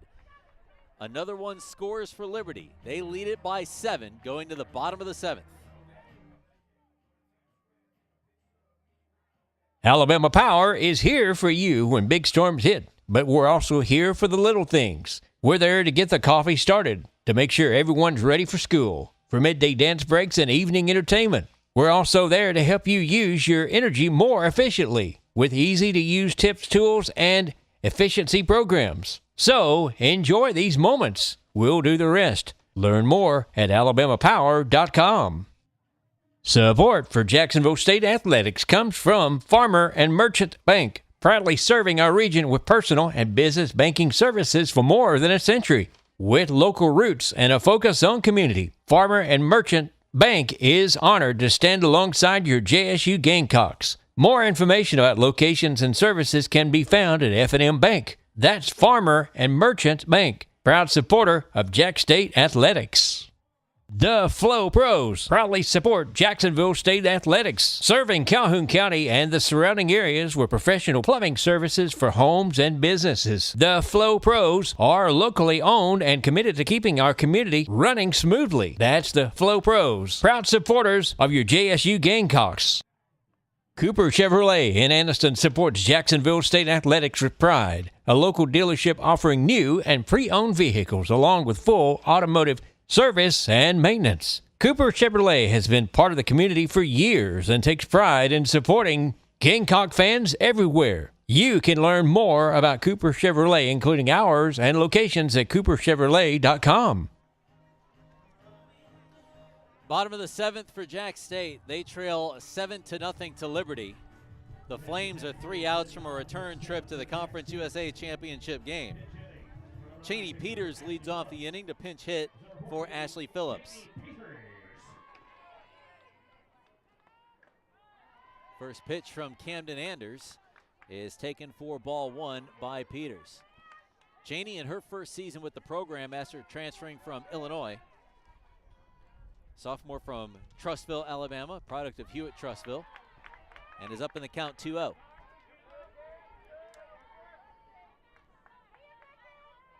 Cheney this season, a .250 average. Right-handed hitter against the left-handed pitcher. Camden Anders has been stellar today, just as she was yesterday and on Wednesday. Cheney, a 3-0 count ahead of her. Camden Anders threw 6. No runs on 1 hit. She has struck out 6 and has walked 2. 3-0 on the inner third of the plate.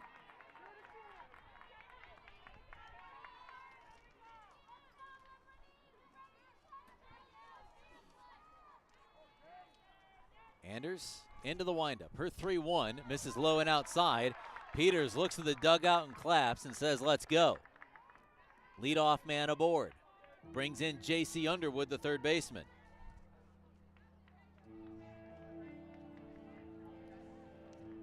Savannah Jesse out from behind the plate to have a quick word with her pitcher, Camden Anders.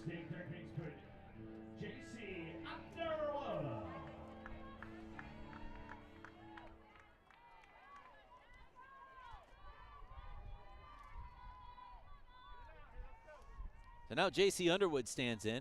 The third baseman 0 for 2 today after a 3 for 3 day yesterday with 3 runs scored. Up and in, and a strike called. Somebody trying to keep us on schedule a little bit. Underwood steps out of the box and now back in on the right side. Anders toes the rubber, goes into the windup, rocks and fires. The 0-1 is upstairs. That pitch looked better than the last one.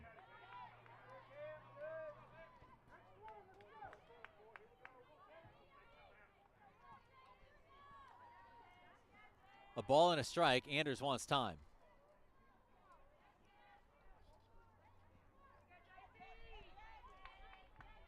"20 scoreless innings for Camden Anders." Her 1-1 to Underwood. Bounced up the middle. Up with it is the shortstop on the other side of the bag, and the throw took her offline. First and second with nobody out. Watley made the catch on a ball up the middle on the other side of second base from her shortstop position. And Roberts had to take her foot off the bag to make the grab. First and second, nobody out. Savannah Jesse having a word with Jim Cooper, the home plate umpire. She keeps looking towards the dugout. Not sure if she was trying to get Dot Richardson to challenge that or not. They would have lost it for sure. And they're going to rule that as a throwing error. To give first and second, Cushingberry squares the bunt and fouls it off.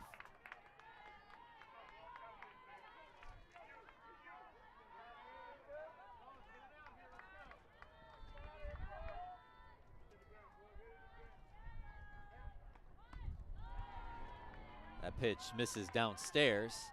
Count evens at a ball and a strike.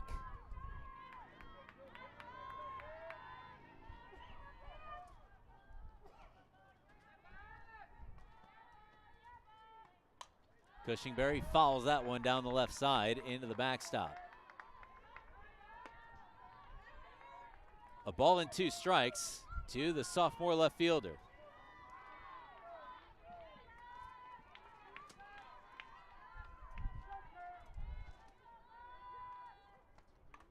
Fouled off the mask of the catcher, Jesse. She pops right up and looks to be okay. Cushingberry's had some good at-bats today. Reached on an error in the third. Grounded out to third in the 5th. And will face her 5th pitch here from Camden Anders. Trying to turn things over to the top of the order as she rips that one down the left side foul.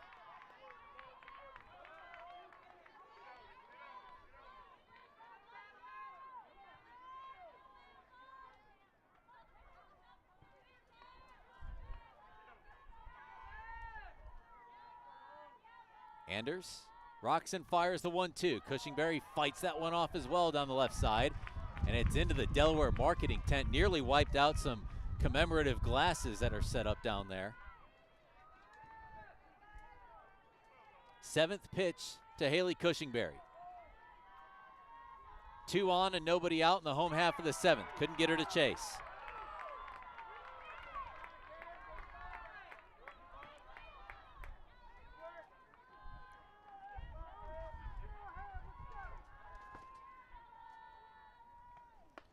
High and away, couldn't get her to go after that one, and the count goes full.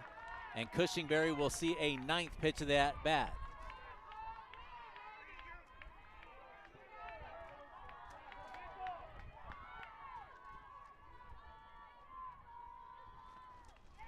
Misses low, and the bases are loaded on the walk to Cushingberry. Top of the order to Emma Elrod.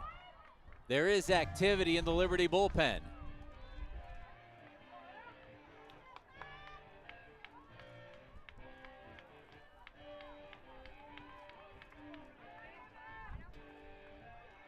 Right fielder Emma Elrod.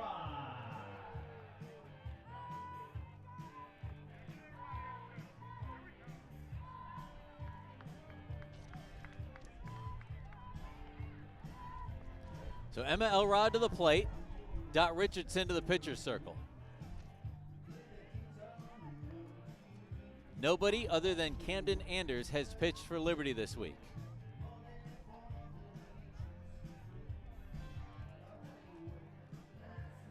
Looks like it's Abigail Finley, a freshman from Toronto, Ontario, throwing in right field for the Flames. Nala Bingham is an infielder. She's walking down there as well.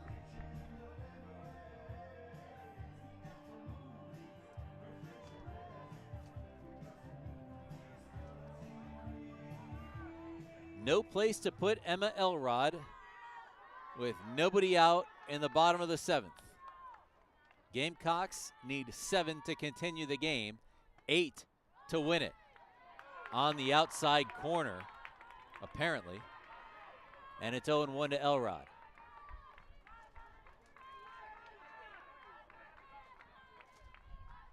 The 0-1. Got her to chase upstairs.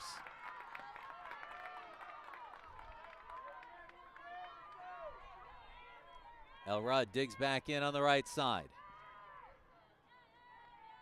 Peters the runner at third. The 0-2 pitch is up and in.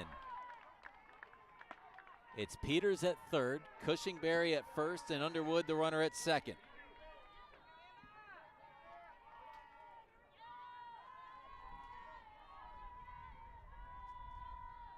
Anders 1-2, swing and a miss, a big strikeout there. One down, and it's punch out number 7 for Camden Anders today. This is the most that Jack State has struck out since April the 3rd against New Mexico State. Morgan Nowakowski hits with 1 out and the bases loaded. Waves through the first offering that was on the outside corner. Maddie Mayo is in the on-deck circle. Anders' next offering to Nowakowski. High and away. Ball and a strike to the 5th-year senior.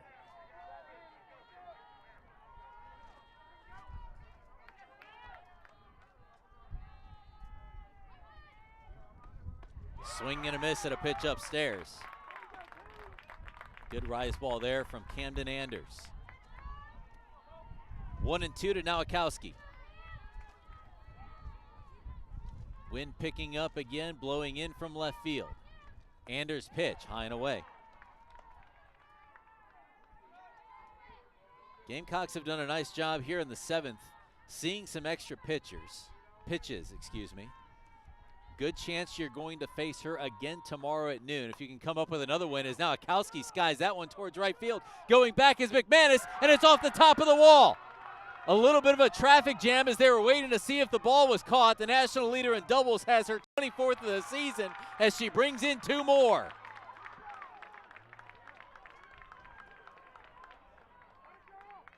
Two RBIs there by Nowakowski, and it's now 7-2.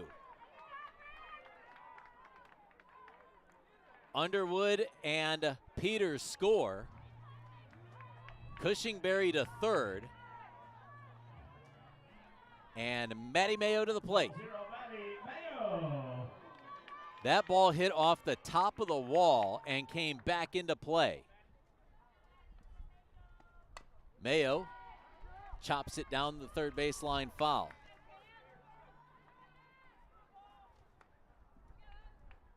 None of the runners could go. They're waiting to see if McManus was going to make the catch. And it probably prevented a run. Taking another look at the replay, like it hit the very top of the wall, the flat part, and somehow came back into play.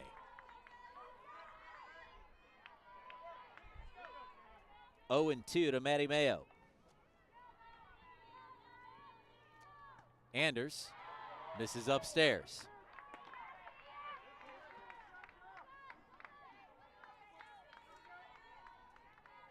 One and 2 to Maddie Mayo. First base is open. The pitch from Anders, called strike 3 on the outside corner. 2 down in the home half of the 7th. A lot of moans and groans about that call. And now Kaylee Martin will hit with 2 on and 2 out in the bottom of the 7th.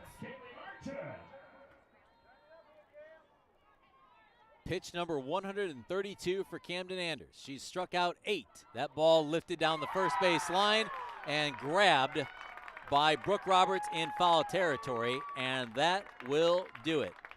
So the Gamecocks will move into the contenders bracket. They will play the last game of the elimination bracket against the winner of our next game between La Tech and Western Kentucky. Your final score, Liberty 7, Jack State 2. We'll step aside for a timeout, come back with the final totals. Listening to Jack State Softball on the Gamecock Sports Network.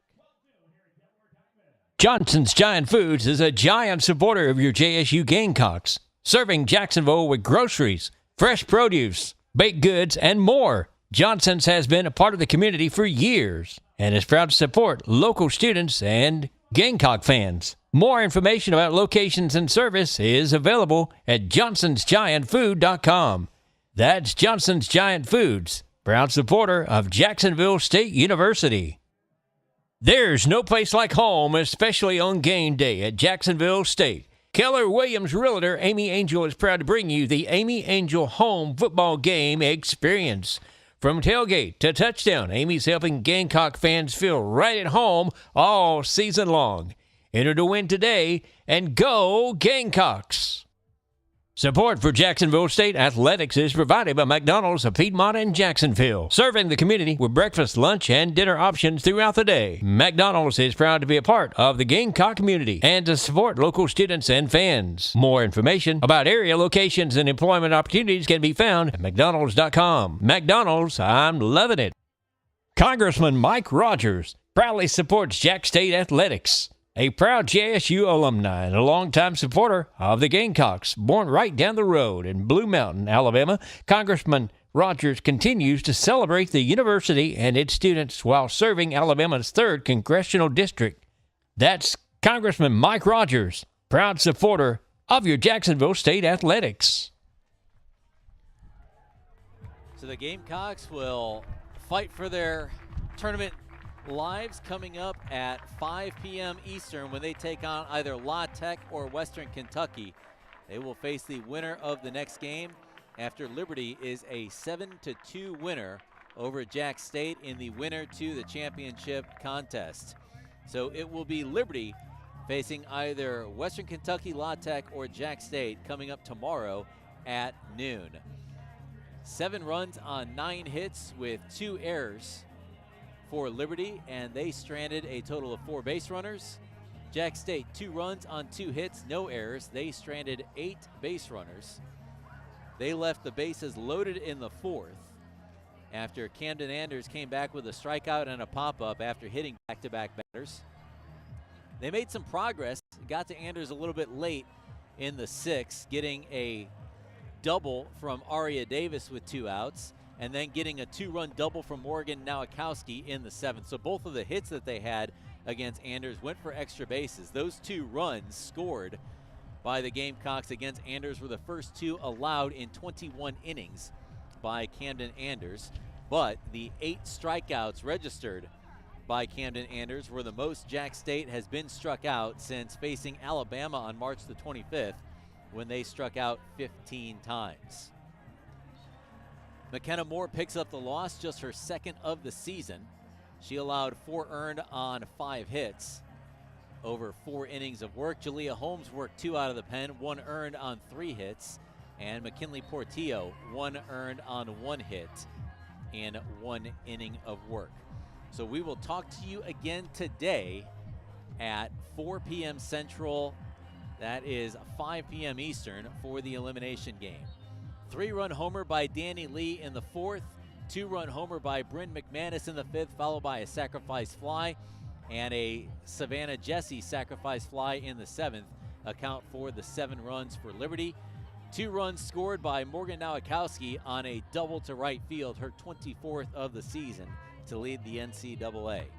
7-2 the final. Jack State will take on either La Tech or Western Kentucky coming up today at 4 Central, 5 Eastern, with the winner advancing to tomorrow's championship.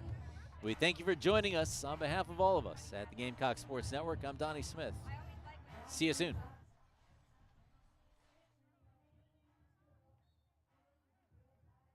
Hello and welcome to the Jack State Sports Network Streamcast. Tonight's presentation is available on YouTube in audio-only format or from a link at the Jack State Sports Network webpage. Thank you for listening and cheering on the Gamecocks. Now to the venue and your host for today's action.